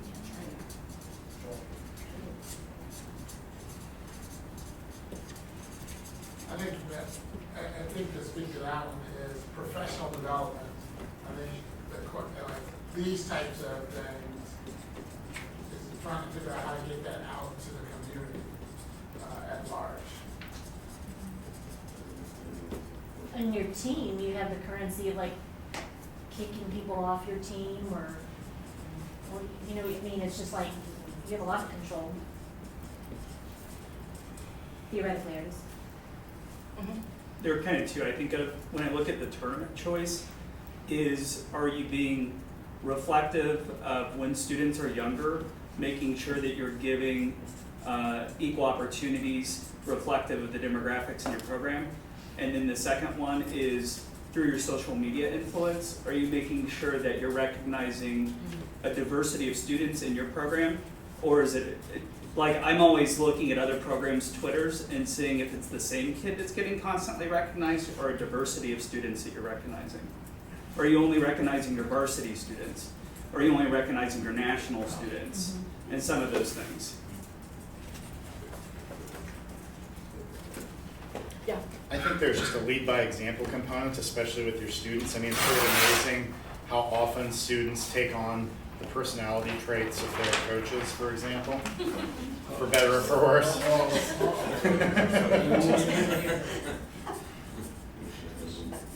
I think just, and with that, our own voice in this second article, Michelle Obama said, I've had to learn that my voice has value, and if I don't use it, what's the point of being in the room? I mean, using our own voice as currency for support. So it seems like quite a lot of what we've identified as, with the exception of like kick kids off the team, have been like positive choices and stuff, but I'm interested in the like currency of penalties, right? Like speaker points are a currency in debate. So I'm going to write that down. Yeah. Are there other things And that wins. we think are currency in a... Wins, losses. Yeah. Well, I mean, like public shunning. I mean, if we're gonna get like serious. I mean, I just think that we are in a new era of just Yeah, okay. We don't just call people out. I mean, when I first started, you were always braced for that time when you where you went against a community norm and someone, sat you down, or, you were lucky if they sat you down, because then at least you had a chance to brace yourself, but the whole public sort of, this is not acceptable, da-da-da. I think, in doing that even preemptively, like, I'm bringing 6 middle school kids to Aaron's summer debate camp. I'm working for him, but as institute director, I've made it clear, if anybody does anything to these 6 little girls, you're gonna have to hold me off, and I mean that incredibly seriously. These little girls better be walking around, with like body protection, that anything happened to them. It's their first time they're at sleepaway camp, for goodness sake. So preemptively sending a signal that we so care about everybody's kids, but when we have even younger ones around that are this first experiences, I think is really important. Preemptive strikes are good. I'm interested in Ed's comment about the shunning and what the perception was previously of people would just get sat down. There was a situation that evolved over the course of this year involving a coach where I thought that, I just kept asking the question of, who are his people? So that we could go to his people and get his people to talk to him, and I could not figure out who his people were, and then it becomes the question of, from my perspective at least, of who does this and how effective is the shunning if there are no people. Right. If I had gone up to this person and been so here are X, Y, and Z things that you have done that I think are problematic, both from the modeling perspective and just for the community writ large. If I went up to that person, they would have just been what up, yeah. But every time I asked, and I asked I got my circle of people, I said, who are his people, broader and broader, and could never find anybody who knew his people. That is an interesting thing to, I don't know, I think it's an obstacle. I'm now jumping ahead of myself, but I think that's an obstacle to some of the shunnings. Yes? I think when you are a camp leader, who you hire and who you fire, maybe particularly the latter if we're focusing on punitive.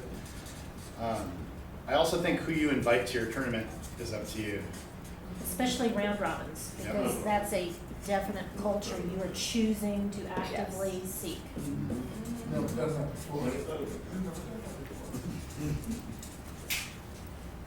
A bunch of other people had their hands up.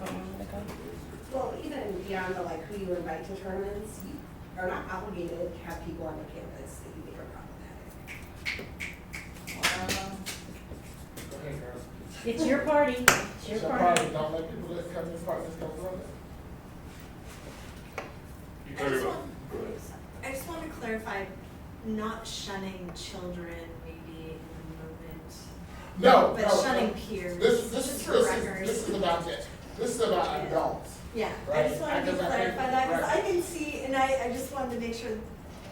You shun children privately. People like the street. You shun children privately. We are not talking about shunning children. Right. You shun children privately. Adults, you can sometimes. So every now and then you need a public comment. Only Yeah. I think in the context of kids, not adults, I think that we as coaches have a lot more power, especially in the context of our own students. And so I think about an example I had this year with one of my students and having to have a difficult conversation about punitive actions in terms of tournaments, conversations with administration and parents. And so I think that it can be difficult as a coach to think about competitiveness versus just healthy culture and climate on your team. And so I think that's a really important piece that we need to be super cognizant about as coaches. You were talking about who the people are. I guess we did have an incident where we couldn't find the people, and we went to the other school's administration and actually had some impact there. We would prefer to do something with the coach, but it didn't work out. So we finally had to go that direction, so. I called the national office and told Scott about somebody violating like membership norms, I mean, from the coach perspective. And he was very interested in hearing about this particular situation. I mean, and again, it was a last resort type of situation, but.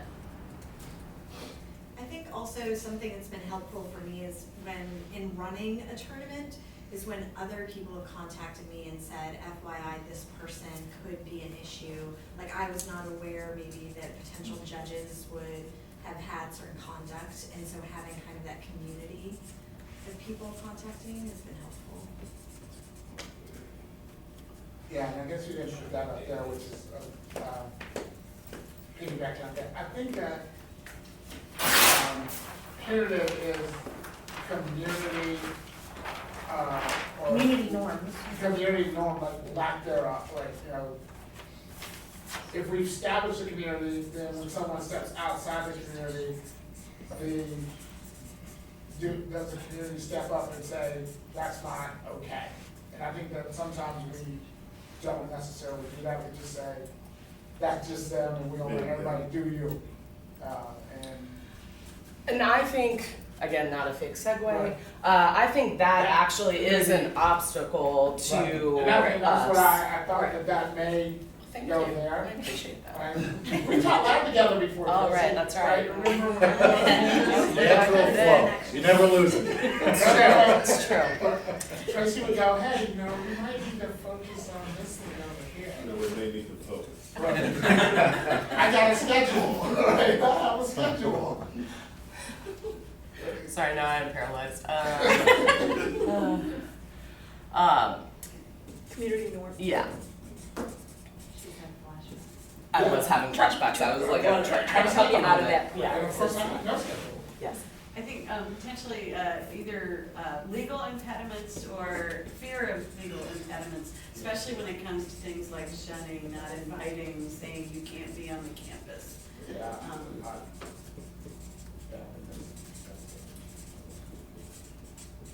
well, and I think to some degree that's also like threat con of legal impediments too, Right. and our sort of You're being right. overly cautious because of this attitude of, you know, people should get to do what they, you know, they should do themselves. The sort of reaction to, like, a couple of people have said this person is sketchy, like the rumor versus Right. actually a legitimate. Well, I think that interacts with the previous, you know, the question of, okay, there's a rumor, am I obligated to act on it because I have a maybe reasonable fear? Or am I wrong to act on it because it's just rumor? And I guess, and then add to that, I think the obstacle is, having been a school administrator, is the question of,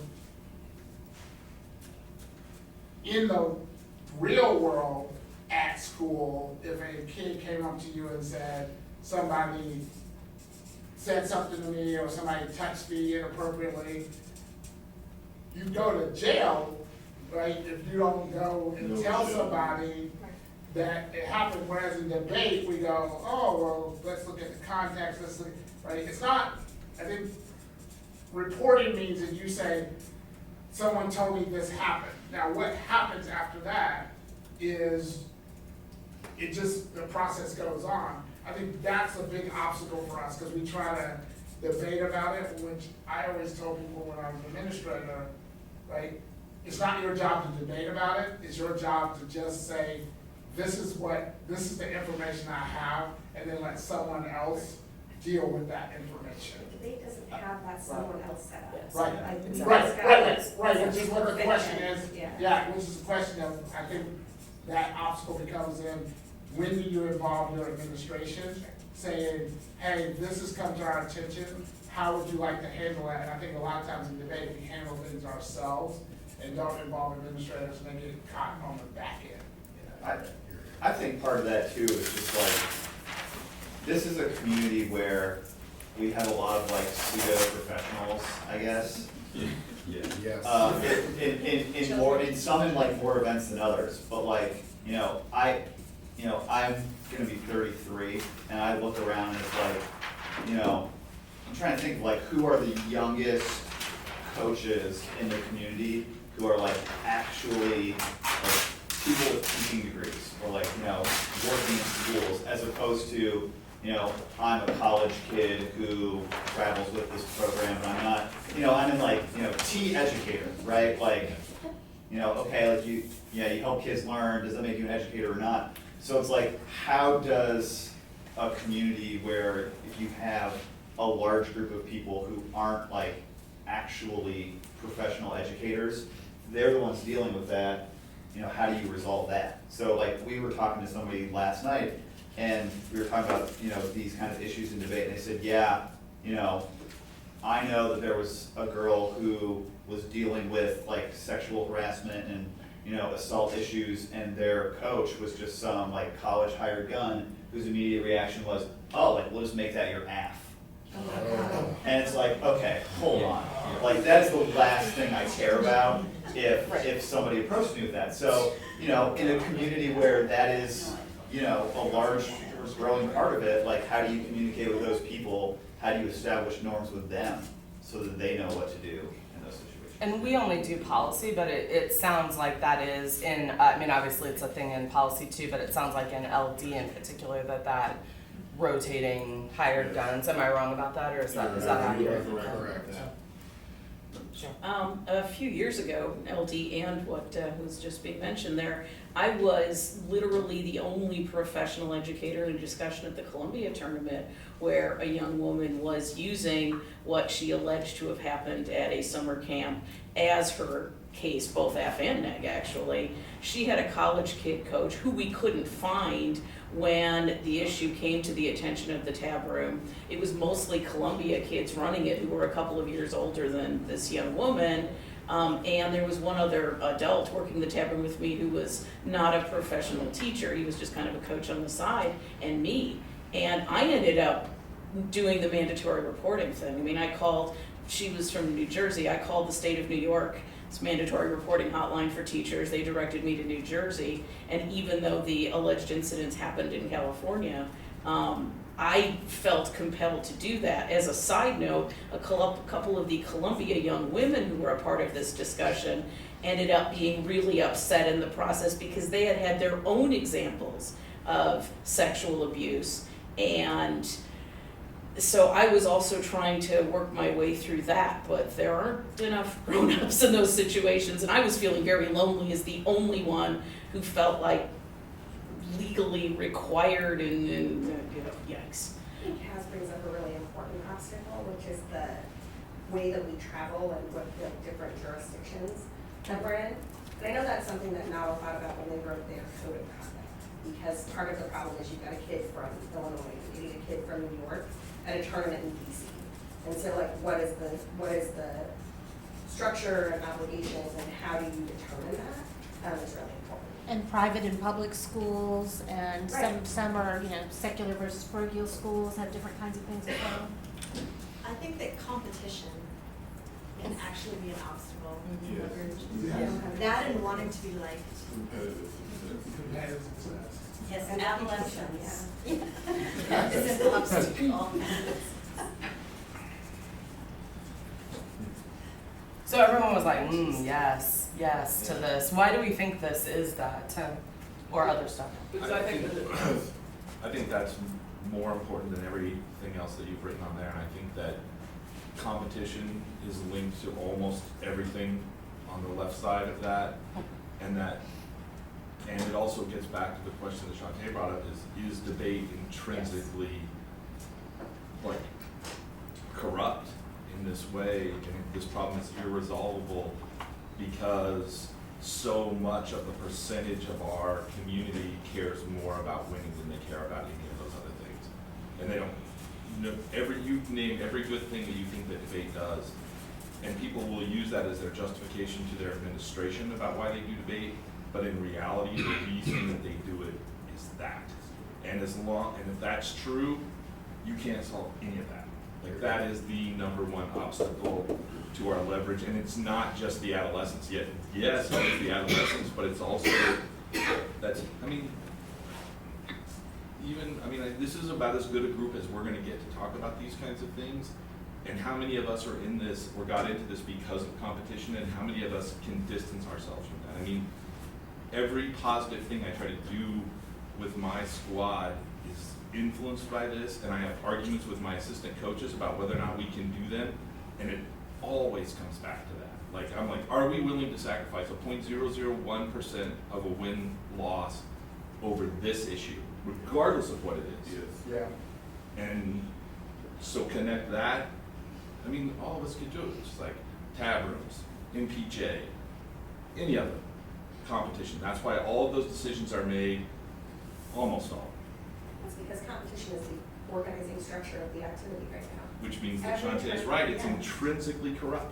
I mean, so you have to let part of that go and have an organizing structure that prioritized things like this in addition to it in order to get out of that, right? Because right now, 99.9% of what happens in debate is about a win-loss to determine who was the best on a given weekend period. I guess the question, Sarah, is, Tim's question is, when those two things come into conflict. Sure. Right? Is how do you resolve those? Like if issues of diversity come in conflict with competition, right? I mean, what do we value, and then how do we resolve those? Because we don't really have a Supreme Court. We don't have an arbitration panel. We can't say, hey, this is a case of first impression. Let's decide what our community is going to value in this particular instance, and then that'll be a norm, which I guess the lack of norms is probably an obstacle for our leverage. Is that every time we get norms, someone challenges those norms, and we say part of what debate is that there are no norms, right? Right, no, I mean, there are people who, that's the way that they say debate is, challenging norms, and that we shouldn't have those norms, because if we do, then I'm excluded, so forth, so on. Lexi, Adam, Cindy. I was just gonna say, it's true in debate wins are the currency, right? But there are some norms that we choose, other than just like debate excellence, that, well, I guess they're intrinsically related to it, that we choose to enforce through wins, right? Evidence standards, things like that. There are some issues that we say, yes, this is so important, we will punish it with a loss. So we do spend that currency for some issues. And you see it happen with the judge who says, I will, never vote for, genocide or, genocide good or anything like that. There are places we draw the line. The question is how we would draw the line, and whether we draw the line as a community. On this particular issue Right. of gender, Right. apply it as same as clipping cards or. I think that letting competition compromise our other values is something that everyone is liable to. But I do think that there's a factor of, what's your time horizon in the activity? If you're a student, you're done in 4 years. If you are a young coach, as valuable as those contributions are, who's doing this for a couple of years and then you're on to the next thing, your time horizon for what the activity is going to look like in 3 years and 5 years and 10 years, those concerns aren't quite as salient. So I do think there's a component too of how do we have folks who are invested in the long-term well-being of the activity and the students be in a position to influence how we decide wins and losses more than just the strategic or competitive flavor of the week. I mean, I think a part of everyone's maturation process as a coach is just learning to let go of having to win all the time. It starts with a response to Tim and then adding on some stuff that Adam said. I guess, and you have a daughter, correct? How old is she now?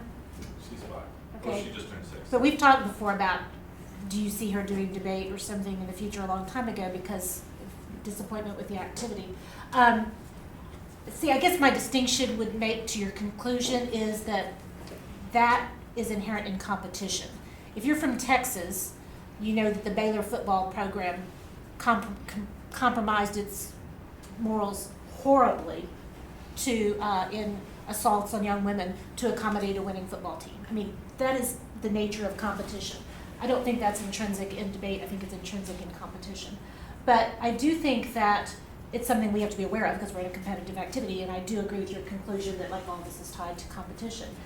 What I would say for Adam thing, and I think it's in total support actually to your ultimate claim, is that I don't believe this activity is for kids. I reject the notion every time, particularly a young judge says, you gotta listen to whatever's in the room because it's about the kids. I completely reject that.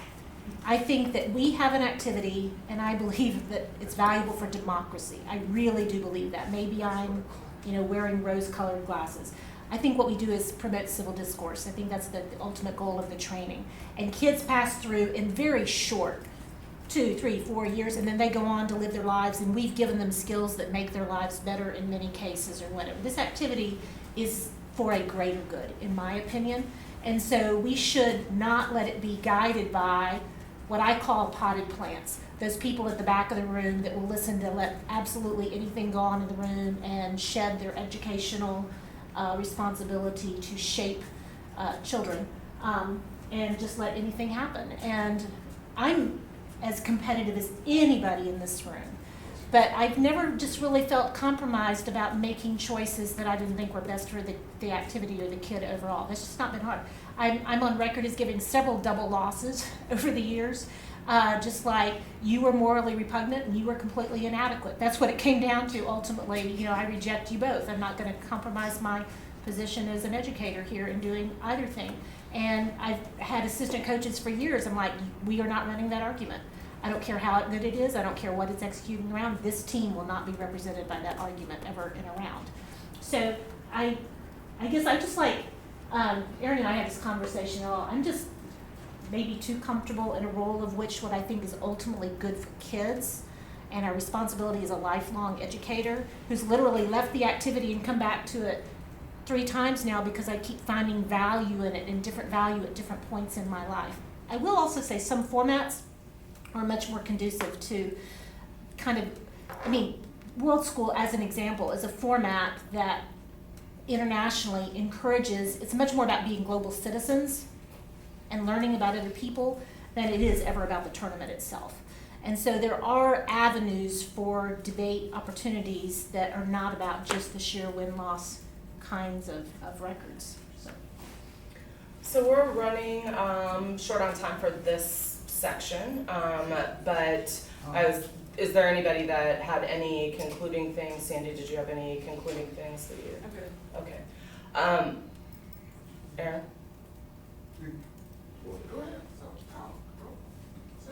Over the years, I've come to recognize you get a look where you want to say something.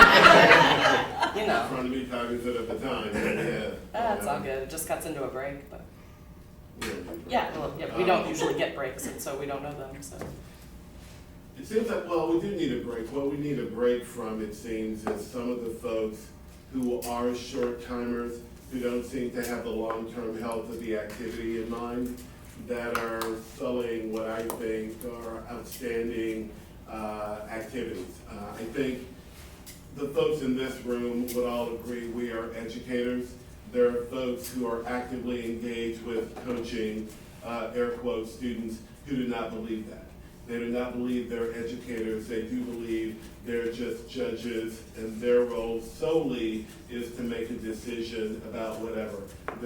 Or as assistant coaches, giving people material that will help them win debates, independent of the impact on that student or the broader culture as well. I agree with Tim a lot in this competitive angle. I think we as consumers for debate workshops in particular place people to workshops that I don't seem to be as necessarily pedagogically sound in regards to the structure, in regards to the teaching model that's used, in regards to some of the people that are hired, and we kind of say, well, it's just those individuals being those individuals, or we have to send those kids to those camps because all the best kids are there. Well, that's easily fixed as consumers if we say, nah, this is what you need to change, here's how you need to change it, and that occurs over the course of the summer because, you know, money drives change in many situations. So I like this angle of competition, what we can do as leaders of the activity to say what we think is acceptable and what we think is not. This institute angle for me is huge. The idea of who the educators are and what we allow in that regard is huge. I think it is uniquely worse, and I can't speak for public forum, in Lincoln Douglas because a lot of the educators have left the building.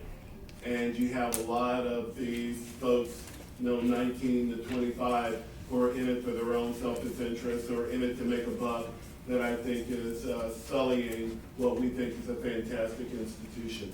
And I just think we need to pull back the reins on some of that and, direct what we think the community ought to look like. And they won't ever be part of these conversations. Right. Okay, so I could speak more about that. I've been hesitant because I can go on and drone on, but I do think this, what can we do, is really important. And those who are willing to stand up for what they think is right, need to kind of join arms and say, this is what we believe the activity needs to look like, and here are behaviors we will accept, and here are behaviors that we will not. I can talk at another time about things that I've experienced even at our tournament, different arguments that were advanced. I'm then having conversations with judges and coaches about, well, this is now a mandatory reporting issue, right?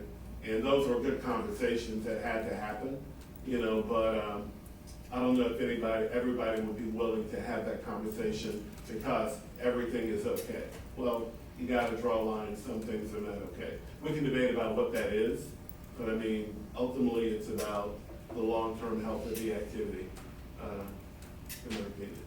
And I think that hopefully in the 11:15 to noon 30 timeframe, that the sort of unpacking a little bit how to help people to want to have those conversations, what those conversations look like, identifying what roles of all those we listed we think are the most important roles that we play. Your point about, we are workshop consumers and a lot of us work at workshops, yeah. All of those roles, and trying to figure out under those specific the auspices of those specific roles, what are the actual things that we can do so that people have a sense of direction and empowerment. That's the kind of focus of the 11:15 to 12:30 time. Christina. Can you just put one more obstacle, time? Yes. It's a cube. I don't know how to put that here. It's a time cube. It's a cube. That's good. And then Shane. Just because you've been so persuasive about the other panel, I will be at the other panel next session. It's gonna be fabulous. I want to highlight the hired gun pseudo pros is, as you discussed that in the next session, how do we, I totally agree with the problems, but how do we survive with pseudo pros, right? Because we need so many of them. And it's easy when we are the head coaches, we have assistant coaches, we can control that, and God knows I've been willing to get rid of people who don't follow the Negro education goals, but we have to have them. So how do you influence that group of people? I think that'd be an important topic. I don't actually think we have to have them, but that can be, I think, a part of the numbers perspective sometimes. Other programs, I guess what I was going to say is other programs, schools, I know are searching for regular teacher coaches sometimes, or they don't want to pay for a teacher coach, and so the program doesn't exist if you don't have that person. I don't know. Maybe I'm wrong about the numbers game. Anything else anybody wants to add before we have a bit of a break? Okay, so 11:15 is when the next section starts for people. Best of luck. Thank you all for coming. Yeah, I was gonna try to put them. This room isn't very conducive to putting. What we thought we would take a few minutes to do is to maybe go around and say who you are, what school you're from, so that we can all kind of have some sense of that. We'll talk a little bit about the reasons why the three of us agreed to participate in this panel. Maybe I'll add some different reasons so it sounds different to those of you that were here in the morning. And then we'll actually start with some, hopefully, constructive discussion about ways in which we can, as individuals, as part of teams, as part of regions of debate, and also as a part of the more national community, actually take some action items back from our discussion.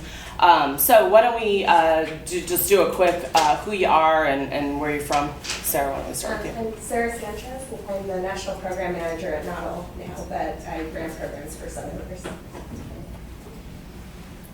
means me. All right, cool. Matthew Stewart. I'm the debate coach at Royce City High School in Texas. I'm Tommy Sandra. I'm the debate coach at Cassidy School in Oklahoma City. I'm Brian Gass. I'm the debate coach at Heritage Hall School in Oklahoma City. Matthew Monday. I'm an assistant with Notre Dame out in California. I'm Ed Williams. I'm the middle school debate coach at Pace Academy. Bernard Roy. I used to be with one of the Houston Urban Debate League schools. Aaron Timmons, Director of Debate, Greenhill School, Dallas. I'm Tom McCaffrey. I'm at Jasper High School in Plano, Texas, 9th and 10th grades. Chuck Waltz, I'm the director at the Holiday School here in Dallas. Tim Mahoney from the Seymour School of Texas, and I teach 7th through 12th grade debate. Jared Zuckerman, Blue Valley Southwest. It's in Kansas City. Lexi Oman, also from Blue Valley Southwest. Christina Columbia of Notre Dame in Los Angeles, 9 through 12. Cheryl Casimir, Lexington High School in Massachusetts. Adam Torson, Marlboro School in Los Angeles, and I teach 7 through 12. Awesome. I think, again, the thing I've liked about both the session this morning and this one is it's clear we're all coming at this from, different levels of experience, different roles in the programs that we're a part of, and a lot of diversity in programs as well. I'm Tracy McFarland. I'm a coach at Jesuit College Prep here in Dallas. And it's all-boys school. So, as I said this morning to some of you, I come at this from a little bit different perspective in terms of a slightly different role in my day-to-day operations, I guess, of trying to help to address some of these issues of gender diversity while coaching or as a part of coaching the male students that I try to coach. Some days it works better than others, but I try. I'm Cindi Timmons. I'm affiliated with Greenhill School here in Dallas. I coach and manage the USA debate team. And my standard line is, I lost my voice in debate as a teenager, and debate is what gave me my voice back. So I'm a huge proponent, kind of invested my life in helping women get their voices in debate. And I am Sandy Berkowitz, and I teach at the Blake School in Minneapolis. And I started as a high school debate coach a long time ago in Monticello High School in Monticello, New York. And even before that, when I was in college, I coached my alma mater at Niles West. We could do like who's who, which schools do you know kind of thing. And then I was a college professor for about 25 years, teaching communication. Now I'm back teaching high school again at the Blake School. So I've never been too far away from debate. And I've always had an interest in both the issues of how do we make debate good for students through things like critical thinking, and particularly how to make debate useful for everyone, but how do we empower particularly women in debate. So I wanted to give you all a little bit of a synopsis of what we discussed this morning, because it does, serve as a little bit of a foundation for where we're at and the ideas that we want to generate for concrete action. I should have sort of said, I guess, at the outset that you all were welcome, if you were not in the morning sessions, to look at the giant Post-its.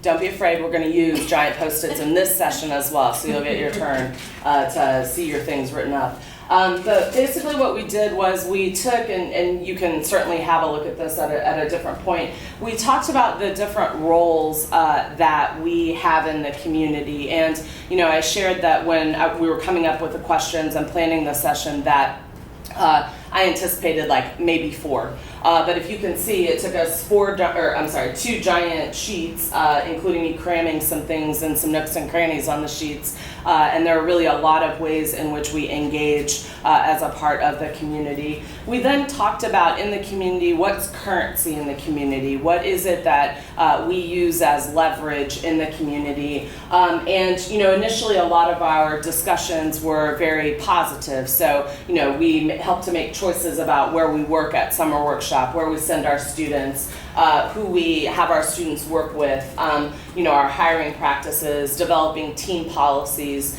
things that we shape as a part of our codes of conduct that we might develop. And those are all very proactive things that we do. And so then we shifted gears a little bit to talk about punitive currency that we have. So speaker points, wins and losses, shunning, and we talked about, the distinction between trying to engage a student privately about their behavior versus potentially the need for big old public style shunning of people in the community, trying to think about ways in which, as if you run a camp or you're a director of a program that hires, you can also fire people. So those sorts of different, both proactive and then more punitive currency was a part of our discussion. And that may be something that we can draw from as we move forward and talk today about, in this session, about what we can do as individuals.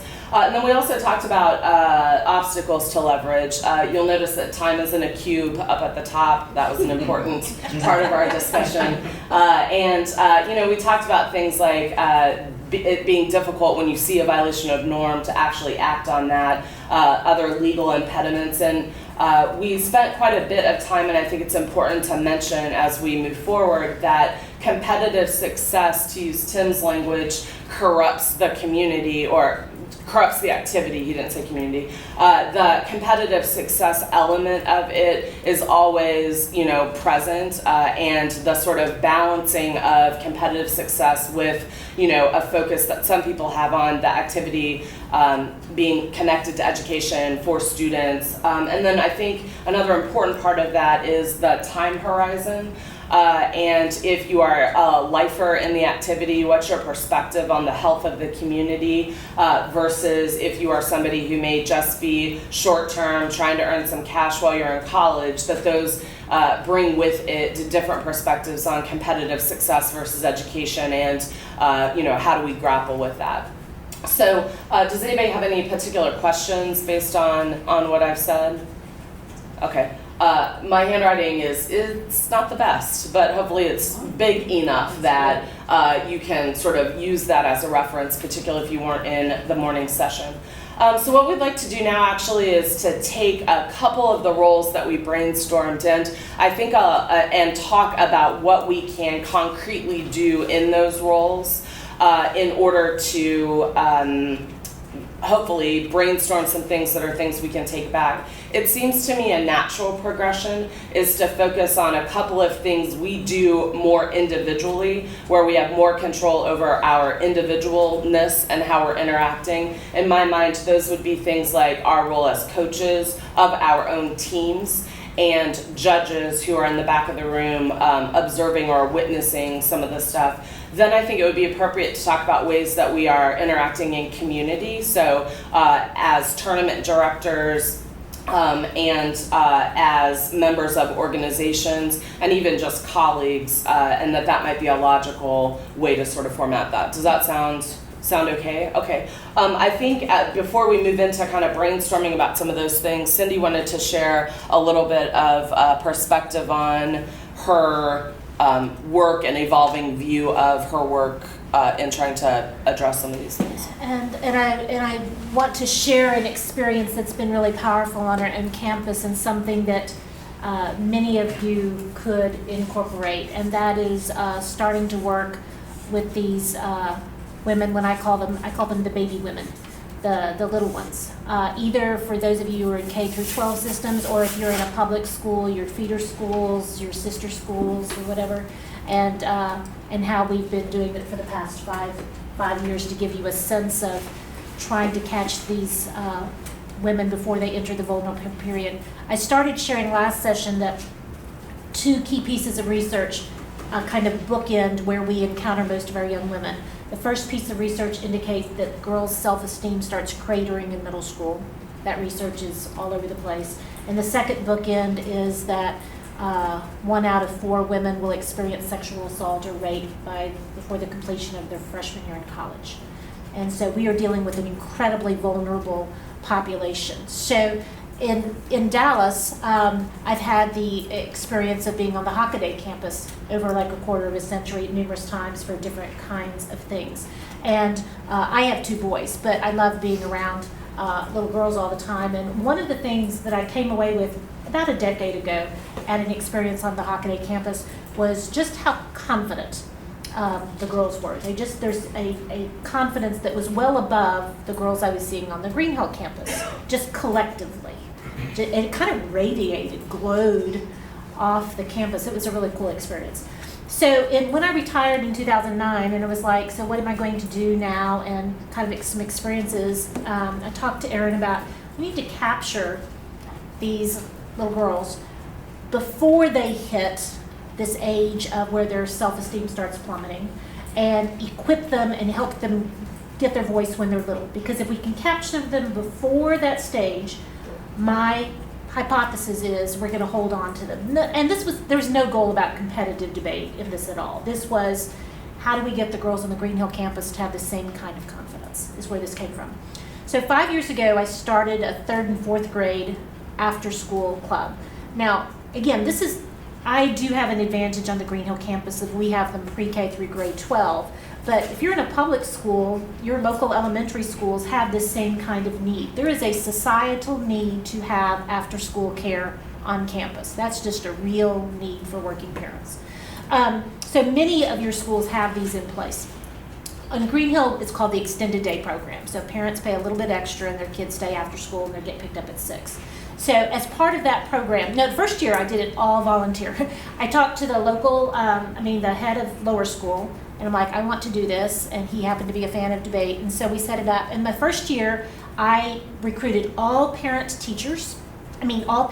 as volunteers and became teachers, and I wrote these elaborate lesson plans for each little activity because none of them had education backgrounds. So my plans were in the first 5 minutes, in the next 5 minutes, very, very detailed.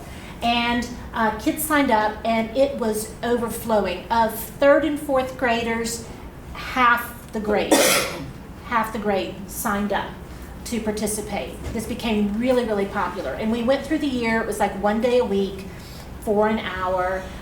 We would meet in a gathering room. They would get assigned their little group leaders. They would go off and have these little activities. And they were exposure to debate, but in a complete fun environment. Each activity had to stand alone because sometimes they couldn't be there every week. But an example would be, just so you know, because people are always asking me for lesson plans, our school mascot is the Hornet, but many of you have been on the Greenhill campus. We have peacocks all over the place. So the first official debate topic that most Greenhill kids encounter in debate is that the peacock should replace the Hornet as the mascot. And I made little debate packets, and their research on hornets and research on peacocks and which one better reflected our core values. And they came up things like it would be really expensive to replace all the stuff that says hornets on it, so you got a little spending, just that kind of thing. And then there was my favorite was the peacock represents diversity because it's so colorful and everything, and our campus really believes in diversity. I thought that was really cool.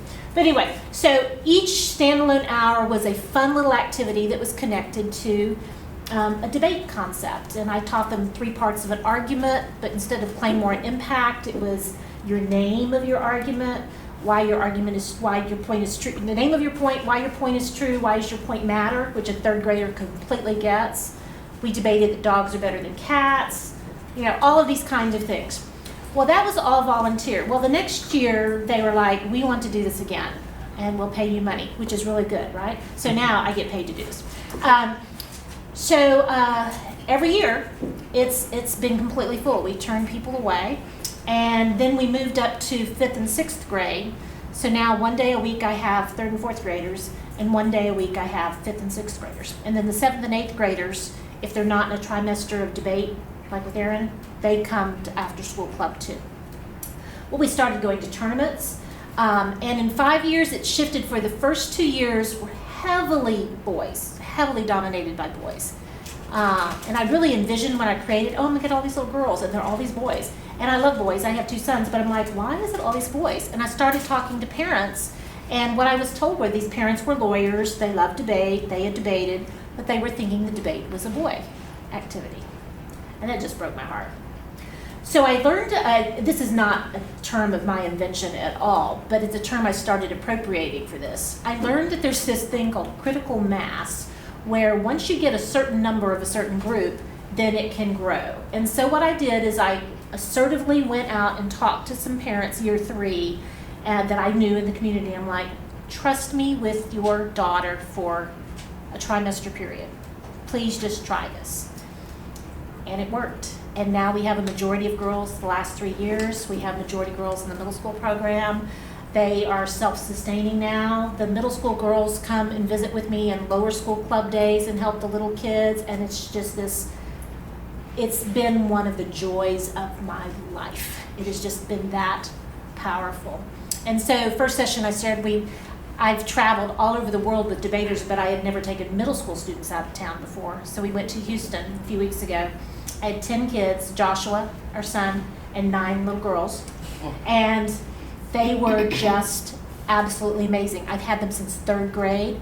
And if you take one of these articles packets, there are pictures of them as 3rd graders, and they're now 7th graders. And they created this group chat, and they took care of each other, and they nurtured each other through, and we had the little team dinner, and we did a little cheers, and they had little goblets of ice water, and we made it this big social thing, and we stopped at Buc-ee's on the way to Houston, and we bought stuff, and there were these cute pictures, all of these things that little girls just love. And I think we may have them for life. They are totally bought in. 6 of them are going to camp with us in Colorado Springs, their first sleepaway camps. They have bought into this because we started when they're little. And Erin, actually, I'd like you to speak to this. My anecdotal observation is their confidence is just off the charts in middle school. There's a qualitative difference in their personal vibe, and then you teach them in speech. I do. And you've seen a difference? 100% in regards to their confidence as individuals, their ability to want to lead, to bring others into the activity. It's discernibly different than what it once was. And so that is something concrete that we're doing on our campus to give them tools at the very beginning. Now, I will say one of the very practical things I learned in year 1 was the little boys would always talk over the girls. The girls would say something and the boys would laugh and tease them, and the girls would start to shut down. So what I do now with my little ones is I have the big group, but when we break into small groups, I frequently will have the girls together and the boys together. And then I have an assistant, and I give them the girls because they are, I'm just being honest, physically easier to manage in doing these activities, and I take the little squirrely boys and I do the stuff with them because I have more training as a teacher. And the boys don't get talked, they talk over each other, but they're not, the little girls are learning to stand up and get their voices developed and strengthen confidence. And then in 5th grade, I pull them back together in these small groups, and the girls are shored up at that point. They're no longer feeling like, they can shut down a boy just as fast. In my last thing I'll say on this specific thing, one of my favorite pictures I have in my head is this little girl I had as a 5th grader, and she was debating at a middle school tournament. In Plano, they have 6th, 7th, and 8th grade middle school, but we take our 5th graders. And little 5th grader, about this tall, was debating an 8th grade boy who was like 2 feet taller than she was, and she just shut him down in a cross-examination period, just shut him down. And it was like the judge was just taken aback by how poised this little girl was, who was in her 3rd year of debate, and the confidence that she had in doing it. So that is something that we're doing on our campus. I think that's a great model of the kinds of concrete action that we want to discuss and talk about. Obviously, that's in the context of a coach of your own team or at your own school. And so what I'd like for us to do first is to focus on what we can do, as I said, as coaches of our own team, as judges, as tournament directors, and members of the community. Then I'd like for us to talk about what are roles that professional organizations like this one could play in being supportive of those action items that we outline. And then if we have time, we can also talk about obstacles and ways to, help us to start to think at least about how to overcome some of those obstacles. So to do that, we're gonna get to use the big sheets of paper, and we are gonna, these kinds of facilitated discussions, I think, probably go a little bit better if people feel like they can just sort of say whatever, but if it's easier for people to, get recognized and feel like they have the talking stick, then we can bring it on reference. Anyone? Okay. So I'd like to start then with our role as coaches of our own team, and maybe the framing question for you to be thinking about is, what are concrete actions that we as coaches can take to help to empower girls to recognize their own privilege, but also to challenge gender bias when they see it, and then the flip side of that too, or maybe it's not flip side, empowering boys to do the same, to recognize their privileged position, but also to think about what we can do as coaches to help to empower boys to challenge gender bias that they themselves may be experiencing. Does that big framing question make sense to anybody at all? Okay, all right then. Thoughts? So I coach at a girls' school, and one issue that we've been presented in the context of professional development is the fixed mindset, growth mindset dichotomy we talked about at the conference last year. I think most of us are familiar with it. And we were presented with research about girls being disproportionately enculturated into a fixed mindset rather than a growth mindset. Now, sometimes when you talk in those terms, it can feel a little bit like stereotyping, but I do think that there is something to be said for being especially conscious of how you're motivating girls and making sure that you're using growth mindset type language and concepts in order to encourage that. Because I guess one of the things that we just see is, I guess one practical manifestation of this problem is just girls dropping out, right, leaving the activity. And so I think that motivating with growth mindset language is a particularly effective way to help keep girls. Could you give an example of what, because of that professional development, what is something maybe you used to use as a fixed mindset motivation strategy and then a growth? Yeah, I was reminded of, in the last session, Ed talked about using sports metaphors and competitive metaphors. I used to do that, and in particular, I remember I used to say something like, you guys can goof around to practice if you want to, but over at Harvard Westlake across town, they're cutting cards today. And, it's a lot of times, boys would go, oh, no, they're not going to cut more cards than us, some kind of silly thing like that. But my girls didn't respond as well to that. That's, obviously I'm generalizing, right? Some people have different dispositions in that way, but I found that sort of tactic is not as effective, the comparative, competitive kind of thing. And I find more now that I like to focus on what does it mean to be a debater? What is this, what does it say about who you are and what your identity is to be, to not just do debate, but to be a debater.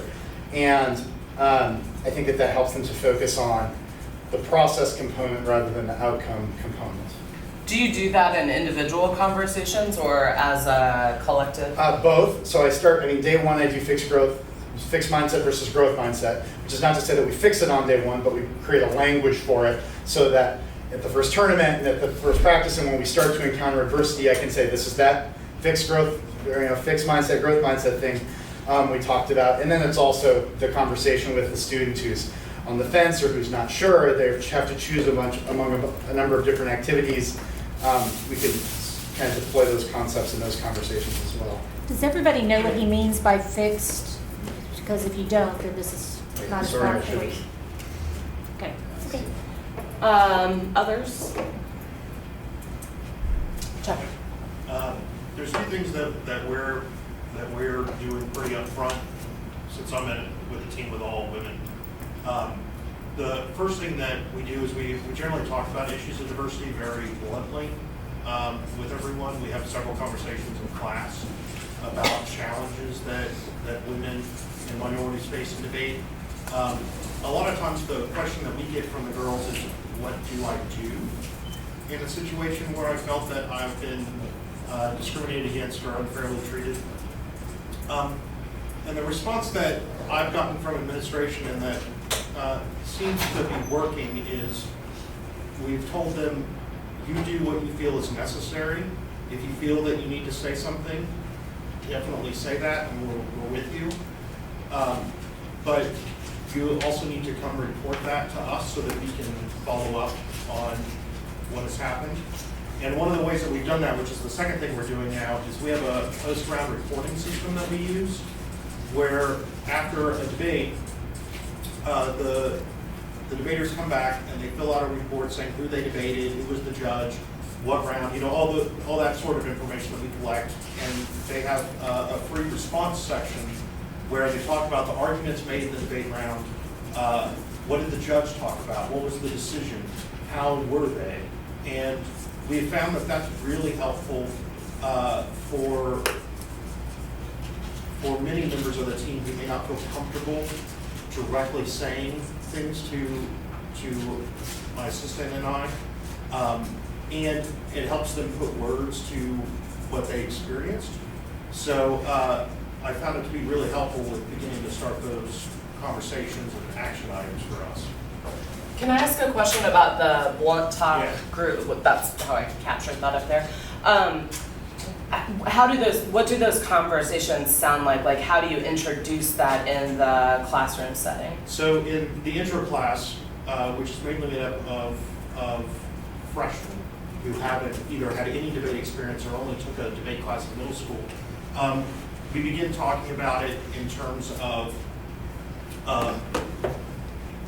sexism that exists in society, and what we try to do is to get them to recognize that this is a problem that is part of the community, but it's also reflective of society. And then we begin talking about what Hockaday does, what our policies are, what they're empowered to do, and we've brought in some of the seniors occasionally to talk about their experiences and what they have done. So it kind of creates a system of support for them amongst the other debaters.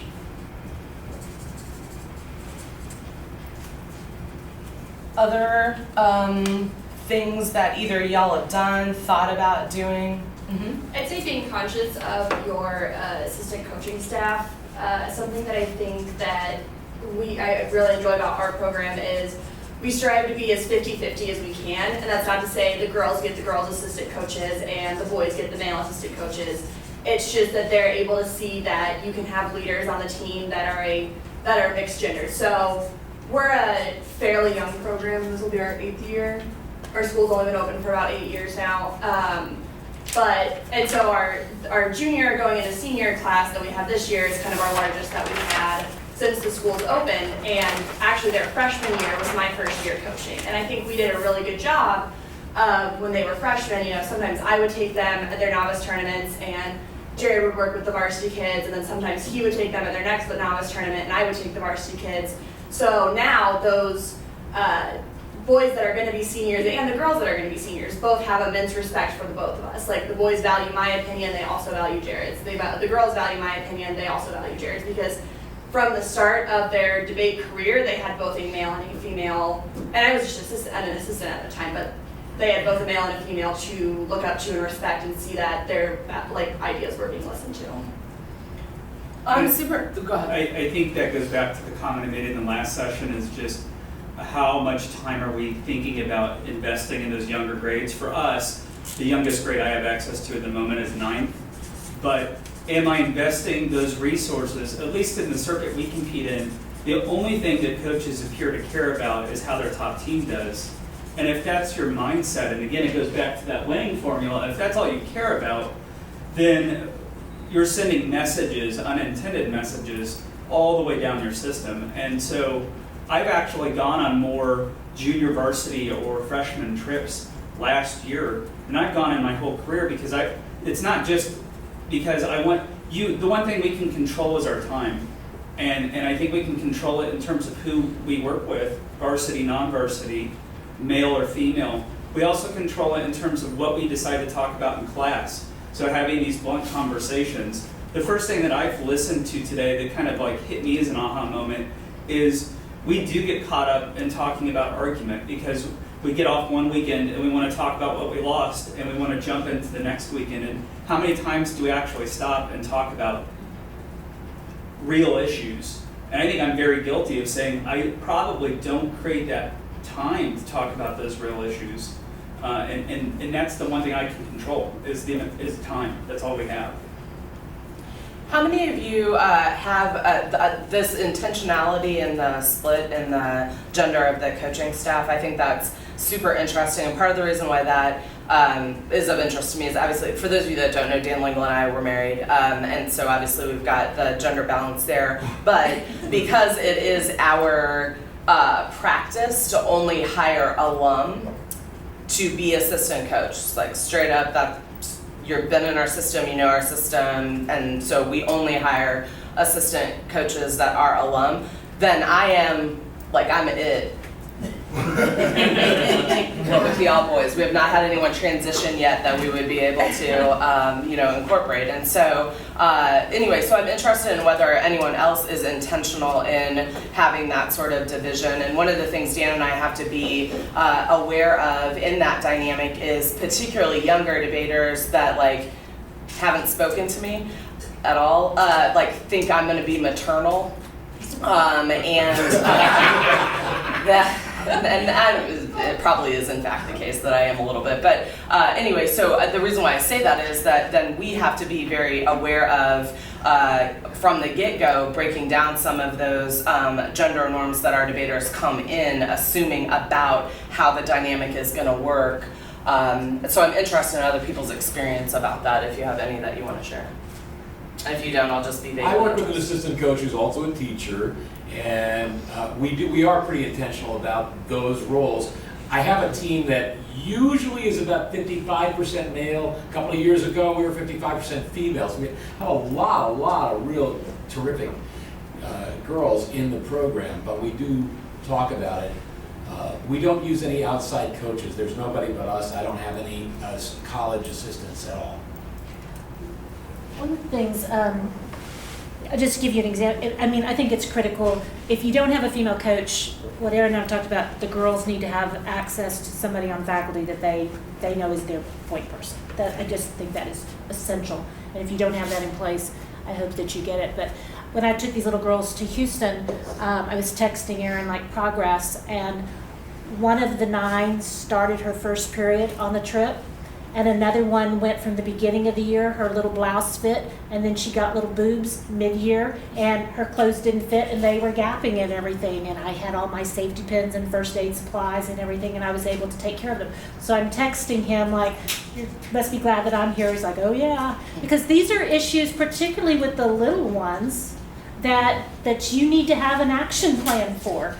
Those of you who work at girls' school, you're very aware of this, but it's something that is easy to, if you're you have daughters, but I think that it's not in everybody's conscious mind, and particularly when we're talking about the young hired guns, etc., may not even have a mindset of things that I have to think about when I'm traveling with young women and what they might run into.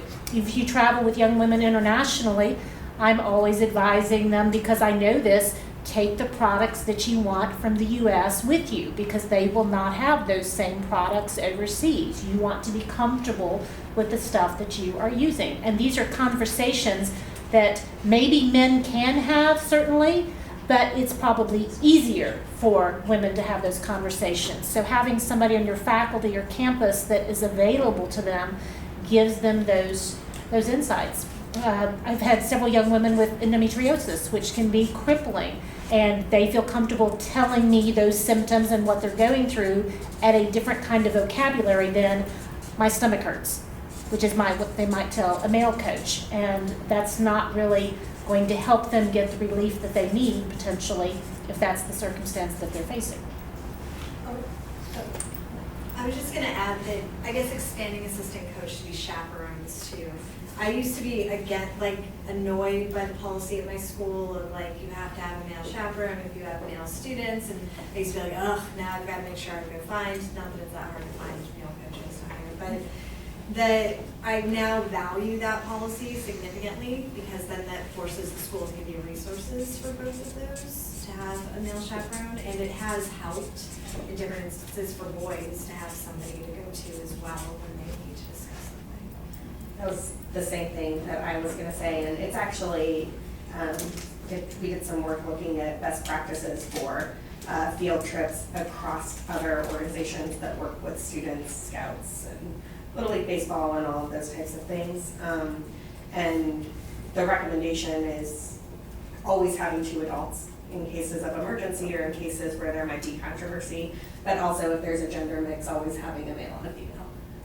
And that if you have a school policy like that, then those resources should be available to you.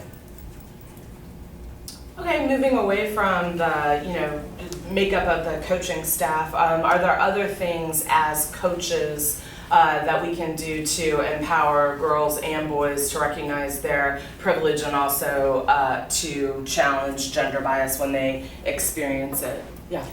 Something that was in place in Lexington before I got there, when Sarah was there, and probably even before Sarah was there, but certainly when Sarah was there, was the notion that given the highly competitive nature of getting into the program, and you have to be in a class to be on the team and vice versa, making sure that there is a gender balance to slightly over-representing females in the novice classes in order to make sure that, it isn't an all-male group by the time they get to be seniors, because it started out as an substantially male group.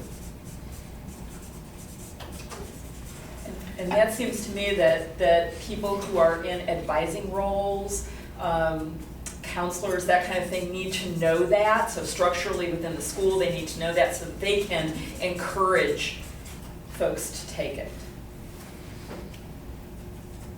Yeah. I'll add one thing that we've dovetailed with on campus. We have a student diversity board on campus. It's a group that brings in speakers to talk about diversity issues that occur nationwide. And we found that very helpful with helping us broach certain issues, especially when talking about privilege with many of the girls, because our demographic is heavily skewed towards the more privileged, economically privileged class. And we've also do spring and summer readings that aren't necessarily about debate. So I've had them read, The Double Bind. I've had them read Where the Girls Are, which is a great book about women in sports,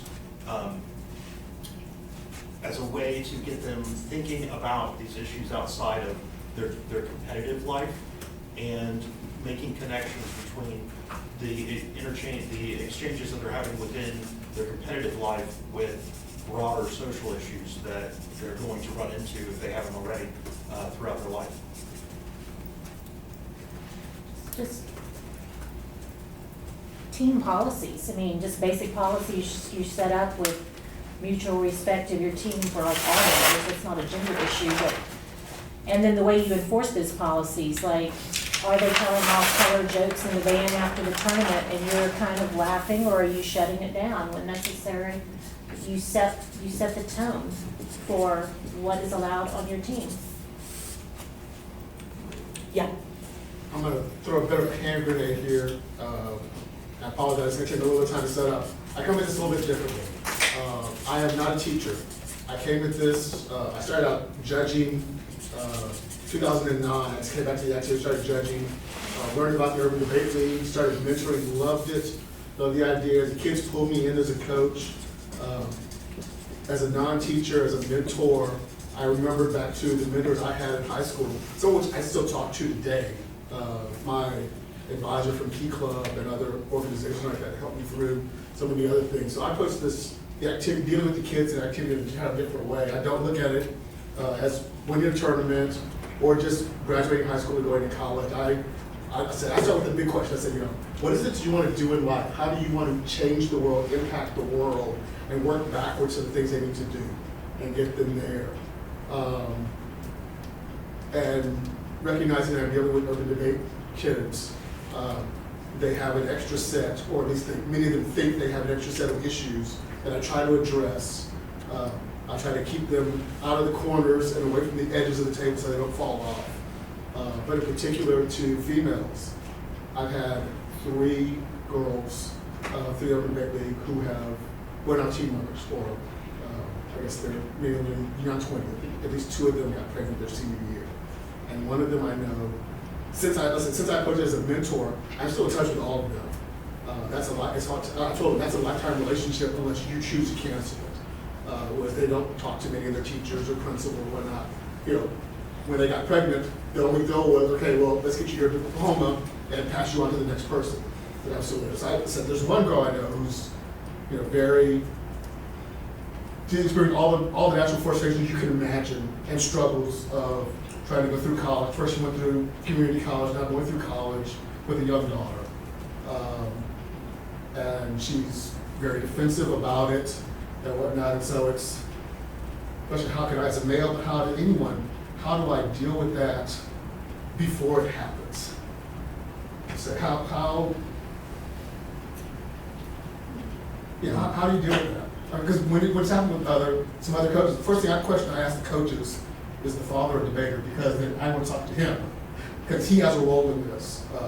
But otherwise, how do we deal with young women who might be in that vulnerable situation to hopefully avoid it? Because we all know what is happening afterwards. I'm uncertain about how to capture that as an action item, other than the kind of thing that we can do as individuals. Think piece as far as I'm concerned. Yeah, no, I know, but I think it's an important think piece, and the sort of what we as individuals do as coaches, at least from my perspective, is the sort of, your point of it's a lifetime relationship unless you cancel it. That's very much the perspective that I have too. So maybe a way to capture that is the action item is to think holistically about our students, not just from what are they as competitors, but also what other life experiences they may be having while we are coaching them. Other people have other thoughts about the more direct question of how to handle those sorts of situations.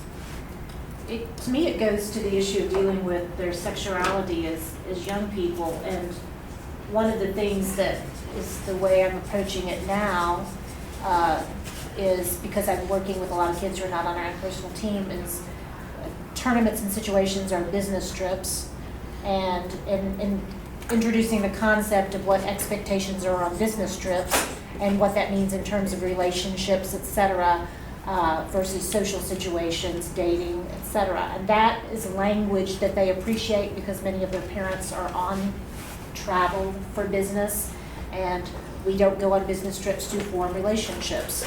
And we are here to execute a particular task. And that has, when I checked out a hotel room of a young person and found an empty box of condoms, I was able to have a conversation with this young person and separate it out from, there would not be a need to have these on our business trip, because we are not going to have time for those activities.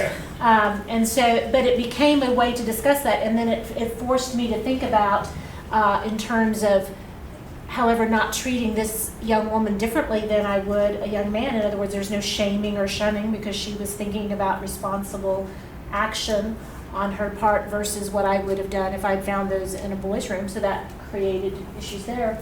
But besides sexuality, it goes to deal with also, the things that we teach our women, like standards we have for dress and behavior that are very much coach responsibilities. And I have found myself taking a very different role when I'm talking about women representing the national team in terms of attire, et cetera, as we travel, then I might be willing to take on a team traveling locally, because now we're representing the country And also, I have safety security issues that I have to think about, irrespective of what I think a young one might be able to get away with wearing in the U.S. as representing her individuality. If I'm in a country with very different cultural norms, I'm now thinking about her safety and security as a separate issue from, and I don't have the legal protection with me because I'm somewhere else of standing up for her rights if she is compromised in any way. So these are issues I think that you have to think about when you're setting those up. I think the other thing that I was thinking about when you were describing that is I spent about 7 years teaching at community college as opposed to the other years that I've spent teaching at 4-year level 1 kind of institutions, and the different kinds of students that I see at Minneapolis Community and Technical College, for which at any given point in time 500 students on average are homeless during any given semester.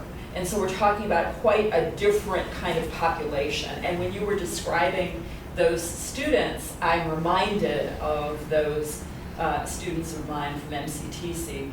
And I would say that for me, I understand exactly what Cindi is talking about, but if I go back to the idea of voice that was talked about before, about trying to get people to understand that they have a voice, that they can use that voice. I would teach an argumentation class at the community college level, and these students would come in and they'd say, this satisfies these gen ed requirements. They were not there because they wanted to be in that class, but it satisfied a gen ed requirement.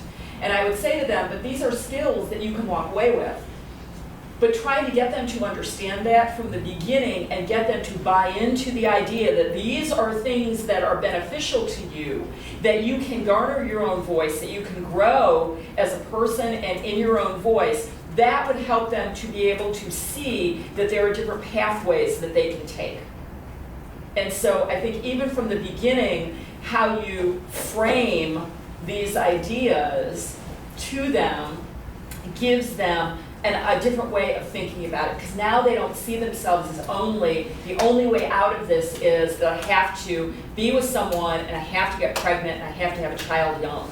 They can see that there are other pathways, that there are other alternatives, and they can see themselves doing that because they have a voice and they have a skill set. So that would be my thought on that. I think those are important also as they relate to things like team policies and what's acceptable. So if you do have somebody competing that is homeless, what does that do to implementing a dress code policy, or what resources are available to be supportive? We have a chunk of our students that are on essentially full scholarships at Jesuit, and so I have to think systematically about what does that mean about expectations about certain things, and also what does it mean about how we can be supportive of those students, including whether we're gonna pay for their food, which is the thing that we don't cover, and stuff like that. And I think those are important. Can I just add one more thing? When we're talking about things like policies and dress policies and things, I think we need to be mindful too of the individual students.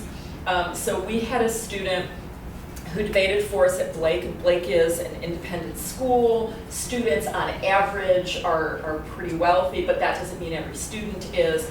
But and one might have thought that this one particular student wasn't one of those more well-off students because of the way that they dress. But I would look at the ballots afterwards, and they would make comments about this student's dress. And I think that the student now, in retrospect, was making certain choices about how they dressed because they are in transition now. And so I think that if we make expectations about how men and women are supposed to dress, that puts people into boxes that they may not be in, that they may not see themselves in at that time. And so yes, that was 5 or 6 years ago, but now I know that this individual who came to see me a few weeks ago is transitioning. Yeah. How do we, as in particular a male coach, try to express there is a box of professionalism in regards to how one dresses, whatever that might mean, without transposing gender norms that we may have onto a young person. So that there is a way to dress that as professional, whatever that might mean, without maybe transcribing hardwired as to what we think that is. Brian thinks he has the answer. I think I have part of the answer. Our Coming from the Mayo. Yeah. Our school's rewriting their dress codes this year for the entire school. One of the things they're doing is taking out gender identification categories for parts of requirements. So there's like a list of, these are acceptable dress codes for the school, but they're not gender at all. I mean, that could be one particular way to do it. That's fair. Like our handbook, I removed the gender-specific things associated with that, but there is still what is professional dress, what is not, or some scale there. And I don't want to impose what I think is professional dress for a young woman, but I am certainly ill-equipped to say what that is, and some guidance from those who may be able to help with that would be really appreciated. I got nothing on that one. What are y'all going to do for other school uniforms? But Christina. I think that for me, it's putting it in context of the professional world in general. So what would people wear at a business meeting? And so I try to put them kind of like, if you were going to present to a board of directors at the school and you wanted to present your best self, what would you wear? That makes sense to me, but is that expectation sexist at its core? Because we have... To some point it may be, right? Like if, there's an expectation a male is wearing a tie, in the suit, and the young woman is wearing, maybe a skirt or a dress or whatever. I guess if, sometimes I'll get the question, like, oh, well, can young women wear slacks? I was like, yes, of course you can. I just try to list things that I think are appropriate to the best of my abilities. And then there's the other side, what if a male, I think actually the part I would struggle with in some ways is males like, well, can I wear a dress or a skirt? I'd be like, yes, but I would probably have to go back to my school policy then and talk to the school. And I do think it is difficult, and I do think socially there are obviously some norms, but maybe trying to deal with those on an individual basis, but instead just contextualizing it as a business meeting as opposed to saying you are allowed to wear these 3 things and you are allowed to wear these 3 things, and breaking that up a little bit, allowing variety, I guess. I was just going to jump off on that idea and kind of ask the question of what do you all think our role is in deconstructing those norms? Because he's saying like the way that our society perceives of a business trip and those. I mean, am I wrong that those are sex? I mean, that is part of the problem.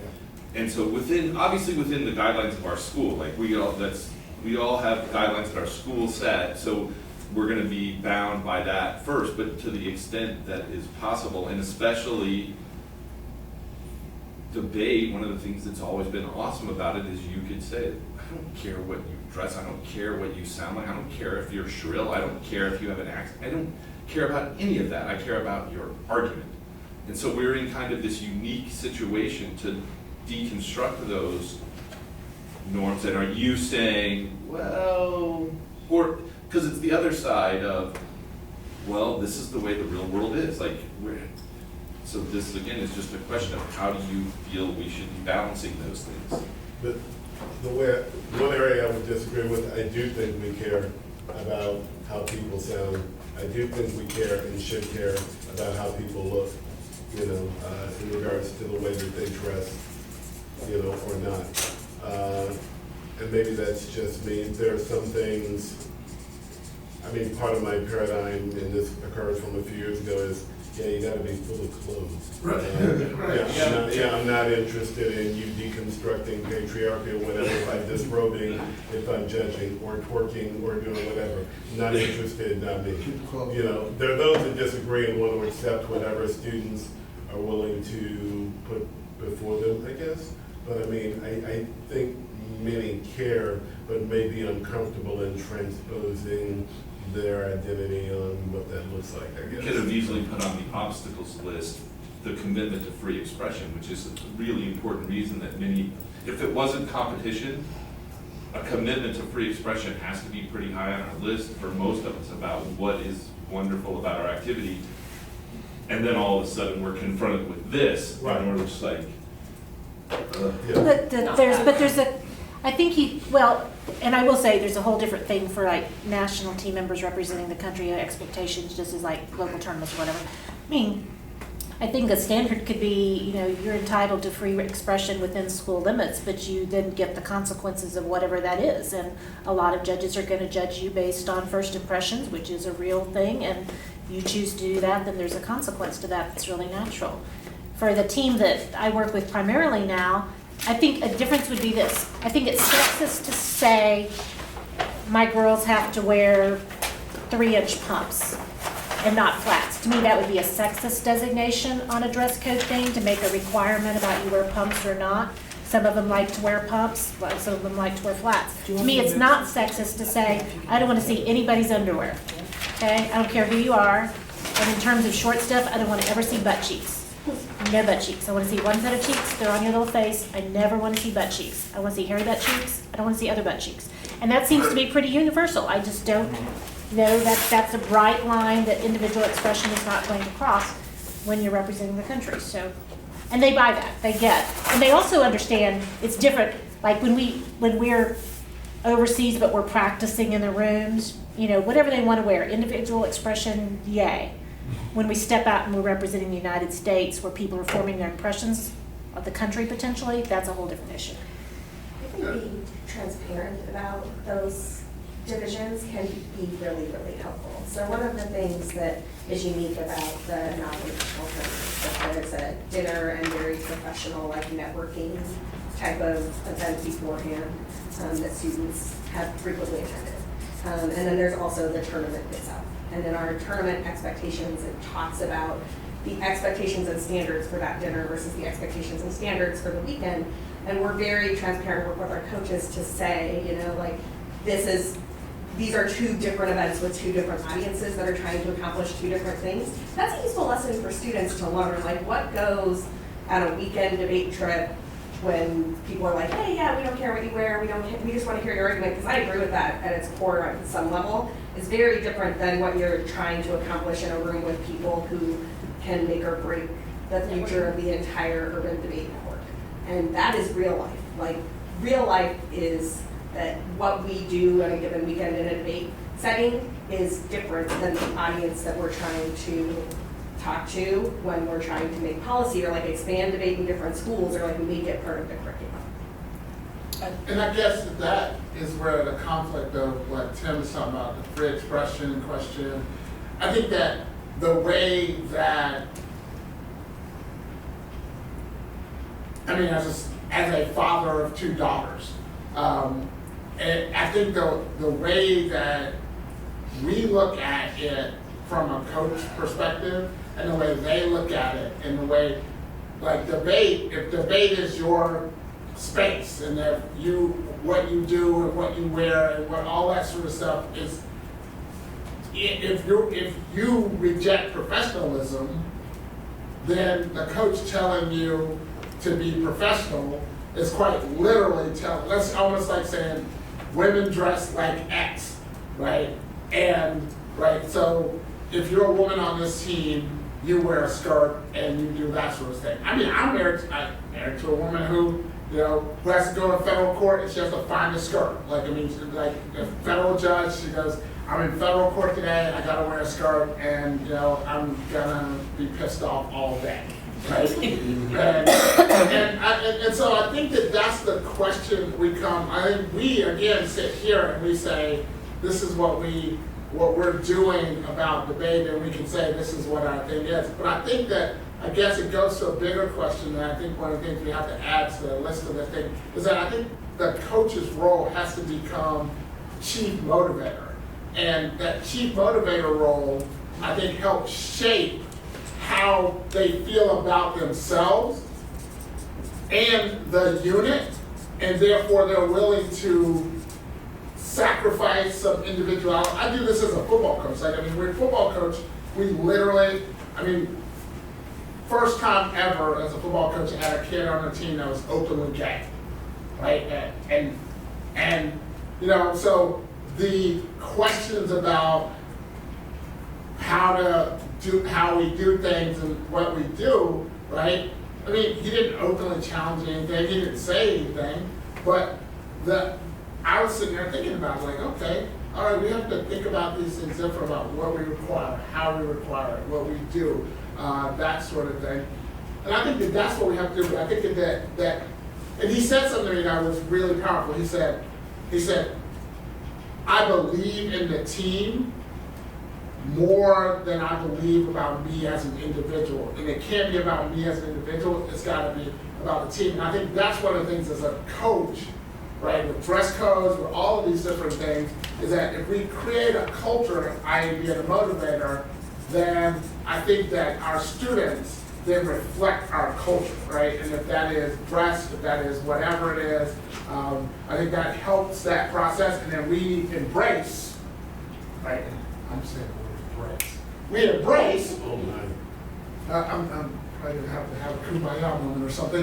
We embrace It's that. at the end, it's Right. always good. We embrace that, and I think that that's the hardest part in the world for that. I mean, because I know that was always a big deal for me as a kid growing up who did not have a lot of money. Right? It was like, you gotta have a suit, and I was like, I don't have a suit, right? I mean, the coach said, like my first matron, she's like, you need to wear a suit, and I was sitting there going, oh. And I was like, okay, so I can't debate if I don't wear a suit, and I was like, I had to. I mean, and, you know, I went to a thrift store and bought a suit for $7. Right? It didn't really fit, but I rolled in there because I wanted to do it. Now, I could see like kids in current age go, that would literally be the debate. Right? I mean, that would be the debate. But I think this is an interesting, this sort of like notion of team culture, because in addition to cultivating the culture that we want to cultivate on our own teams, we also judge in the back of the room the output of other teams' cultures. Right. Because we're sitting in the back of the room and we are judges.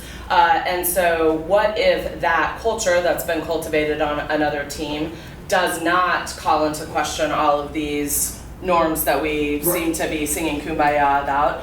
So I'm using that as a way to kind of transition a little bit of what do you think your role as a judge is. Certainly if anybody had anything else to say about cultivating your own team culture and team environment, that's obviously appropriate too, because it gets at this, you know, we're judging other people's culture. Lexi, is that right? Yeah. Well, I was just gonna go back and say, as important as it is to be like a coach and be the chief motivator, no matter what happens, like our freshman girls just don't want to talk to Jared about how they should dress. Like they view him as being super old. This old coach. I'm just saying, no, like and even with me, I'm getting to the point. I mean, I'm 21 now, and they're looking at me, like, oh, you're old. It's over. And I've been with, but I've been with our senior girls long enough that if they show up to a tournament in something low cut, I can look at them and be like, whoa, like, I think that's a little, like, I think you need to fix that. And they know that I'm not coming at that as an attacking standpoint, but they also know how long these days last. They know they want to be wearing flats, they want to be wearing slacks, they want to be wearing a cardigan, like, they know how exhausting it is, they want to be as comfortable as they can. So I try to use them kind of as the example for the novices and the younger girls to see, like, oh, like, if these varsity girls that are really successful, if that's what they're wearing, then that's what I can wear. And so I think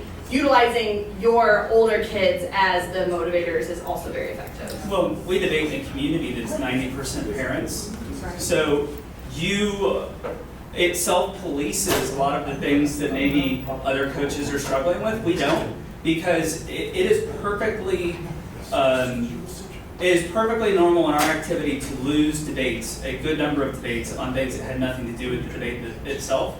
And so we're, I think, a lot more cognizant maybe of some of those factors, but we talk about, like, when we go to NFL in 3 weeks, if you're not in a suit, good luck. Like, and I hate to have to play those games, but it shouldn't exist like that. But at that particular tournament, we talk about those norms and how it's one of the few times where it's like, you look at the kids who are on stage at the end of the day, they're not wearing jeans and a t-shirt, and they honestly probably wouldn't be allowed on the stage if they were, and a lot of the things as a community, we are our worst enemy. Because I bet if you had a team that wanted to wear jeans and a t-shirt on the final stage, that would create a lot of controversy. And we create our own norms, some good, some bad. But I do like the idea of how much of it is culturally based. Are your juniors and seniors modeling for your freshmen, and allowing those students to have those conversations is a lot easier in terms of team policing, but I think that goes beyond gender as well. It's just about the community you build and some of the decisions that are made. You've got to create empowerment with your kids. Like, I'm lucky enough, I get an hour lunch with my students every day, with my juniors and seniors every single day. That's amazing. And we get to talk about issues, and if there's something that I really am worried about, I let them police it. And I say, what do you think? And it's not me dictating, it's me listening. And then I let them run the team. And I think creating that kind of culture makes it a lot easier.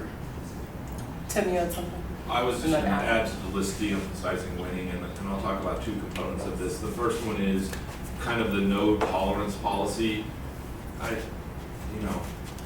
We all know that we have different students and we have different struggles with different students, and no matter what kind of squad culture we're trying to create, there are going to be students who push back.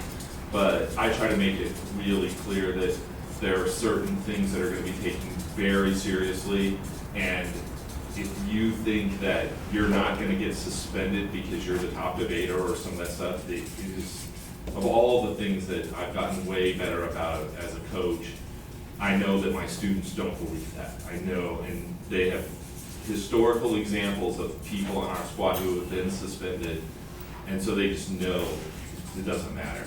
The second thing is our school has really started to emphasize the character and leadership component of our school, and this goes back to something Jared was talking about our desire to talk about arguments first. And I don't even think twice about taking the first 10 minutes of class about talking about an issue of character or an issue of leadership and how it interacts with these things. And it was interesting that Chuck just walked in, because one of the examples that I used of this is we talk a lot about how, we have, for those of you who don't know, we're an all-boys school, and we are shockingly diverse for being an all-boys school. Like, people don't really, and I kind of talk to the boys a lot about, it does not matter what you personally identify as. When people hear St. Mark's and that you debate for St. Mark's, you are a rich white kid. That is just like, that is who you are.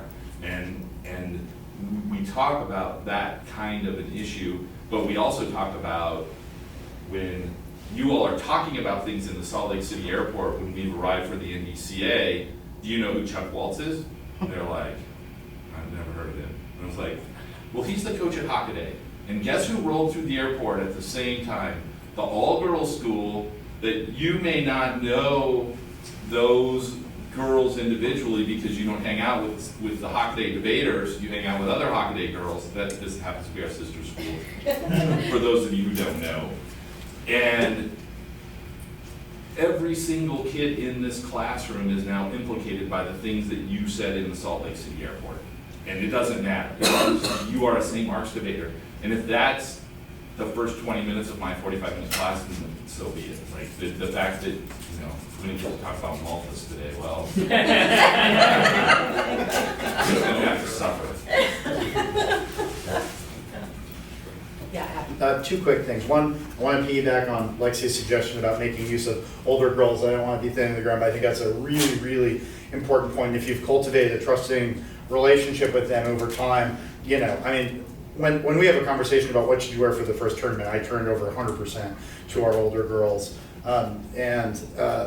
That's important in two ways. One, just like the ability, I have no credibility about what you should wear or not, and I don't know even how to describe what you should wear. So just a competence matter, but also there is a gender dynamic for male coaches talking about what female debaters should wear, and it is another argument in favor of having a female coach. But if I say to a room full of girls, I don't want to see your underwear, that's an uncomfortable dynamic in a lot of, that's harder to navigate. And so turning it over to my older girls can be a good way of addressing that. The second thing, and this is maybe, I'd be interested to hear what people's thoughts on this are, because it's maybe a little more controversial. So after getting ballot after ballot back of just horrible comments that, sexist comments to girls. We were told this year that it's unprofessional for a girl to wear slacks. She is so assertive, I'd hate to be her husband. Was one we got earlier this year, or a couple years ago, I mean to say. I don't give ballots directly to debaters anymore. And in fact, I don't ever give them ballots. I read their ballots if we have them. We don't have ones anymore, and distill comments that I think are helpful. And that's true for both, sexist comments and other types of unhelpful comments too. But I just don't give them to them anymore. Can I comment on this?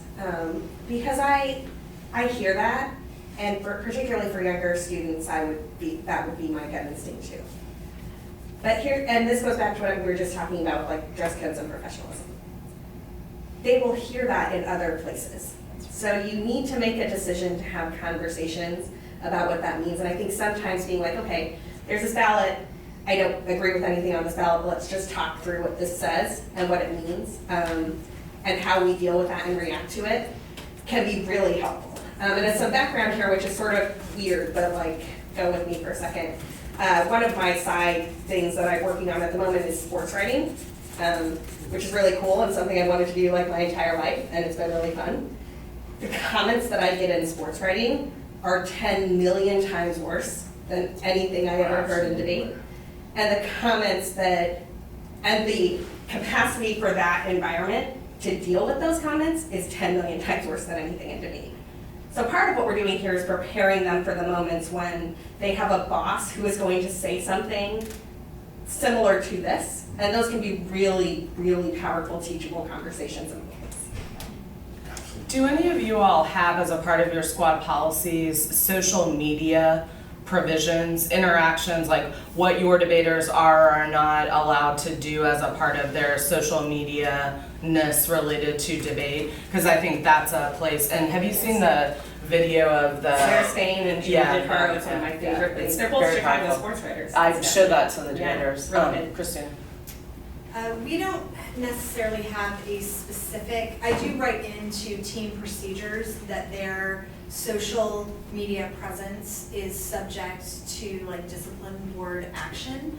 By the school. By the school. And so if a student were to say something inappropriate and it was brought to my attention, I tell them they are not shielded from any sort of school action, or shielded because of who they are. And I think bursting that kind of competitive debate bubble for them is very, very important in that regard. Because in general, the schools also have that conversation, usually about like cyberbullying and those sorts of things, which is helpful. And I just try to explain to them that being a good debater, just because you get a bunch of wins, doesn't mean that you are not going to be, you're not going to talk a good game in this respect. That your statements will be brought up in front of a discipline board, and then you will have to defend why you thought that was okay to a much broader audience than just like a couple debate people who are your friends. And just kind of pointing that out and talking a little bit about that. But I do think that is important to put in, because oftentimes, because of the nature of cyberbullying and what schools are allowed to cover and not cover and that sort of thing, I do think it's important to bring that to their attention, because it's so easy to get behind a screen and just think like this isn't a big deal. And we have two quick things. The first one is we have two policies that govern social media use. We have a school policy that applies to everyone, and being a private school, it's probably much more stringent than it would be at a public school. And then we have a team policy, and the team policy distilled is basically non-engagement. We talk about, you can never win an argument on the internet, and it can cause a lot of pain. And so if the girls do run across something that mentions Hockaday, their job is to not engage it, to bring it to us and let us move from there. The other thing that I'll add when talking about like sexist comments, because we get them quite a bit too, is that one of the obstacles to all of this is the immediacy of the event and the time we take to talk about them. And what I've kind of unilaterally decided for me and Jordan, our assistant coach, is if there's a comment on a ballot that is something like, you should be wearing a skirt, not pants, we immediately go find that person and talk to them about it. Partially, it's enraging to read those comments, and so it helps me vent a lot of that rage. But the other reason too is that those types of behaviors won't ever be resolved unless they are addressed quickly. Yes. Because if we go several tournaments with these comments just sitting out in the air, and then the 2 tournaments later they're getting judged by the person who told them you need to be wearing a skirt, not pants, and then we find out about it then, it's much more difficult to grasp, to deal with that situation than if we see those results immediately. I do think that one of the downsides of tap room is the immediacy of those comments get released, and we see them immediately as the girls see them. And if there is something in there like that, we're kind of hyper vigilant about trying to get ahead of that issue. That's also, the tap room component is interesting too, because I was just thinking that one of the very few downsides of electronic balloting is that there used to be a kind of buffer in the tab room. Like if a ballot came in and the chat staff was like, whoa, this is wholly inappropriate, there was a moment where you could interact with that person and say, you can't behave this way. You could like pull, I saw ballots pulled, I saw people talk to coaches individually, whatever. And you can't do that anymore. Like there's no way to vet those comments as they're typed up and electronically blasted immediately to everybody.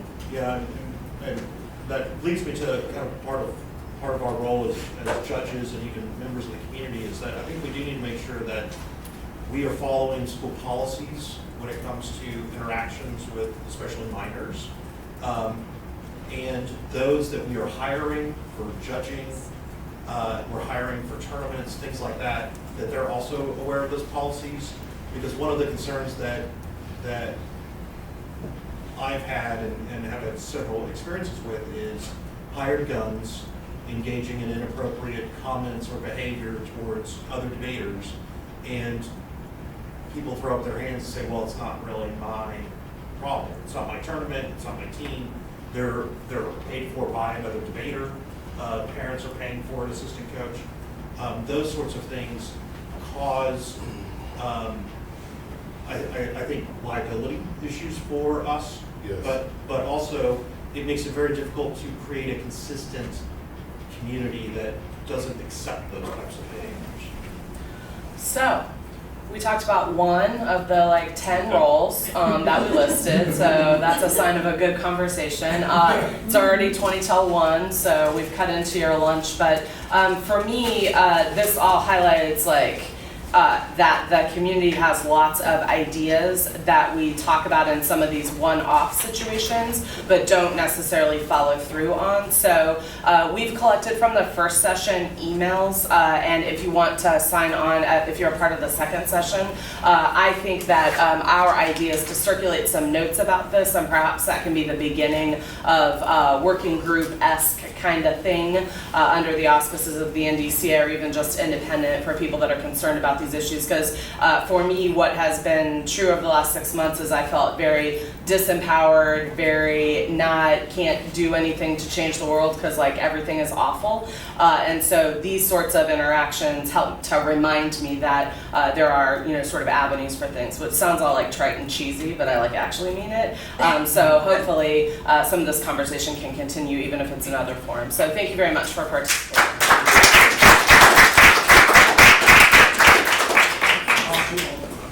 Memorialize the posters and send them out. Oh, that's great. Thank you. I have 4 complete sets of these hard copies of women's articles if you want them. So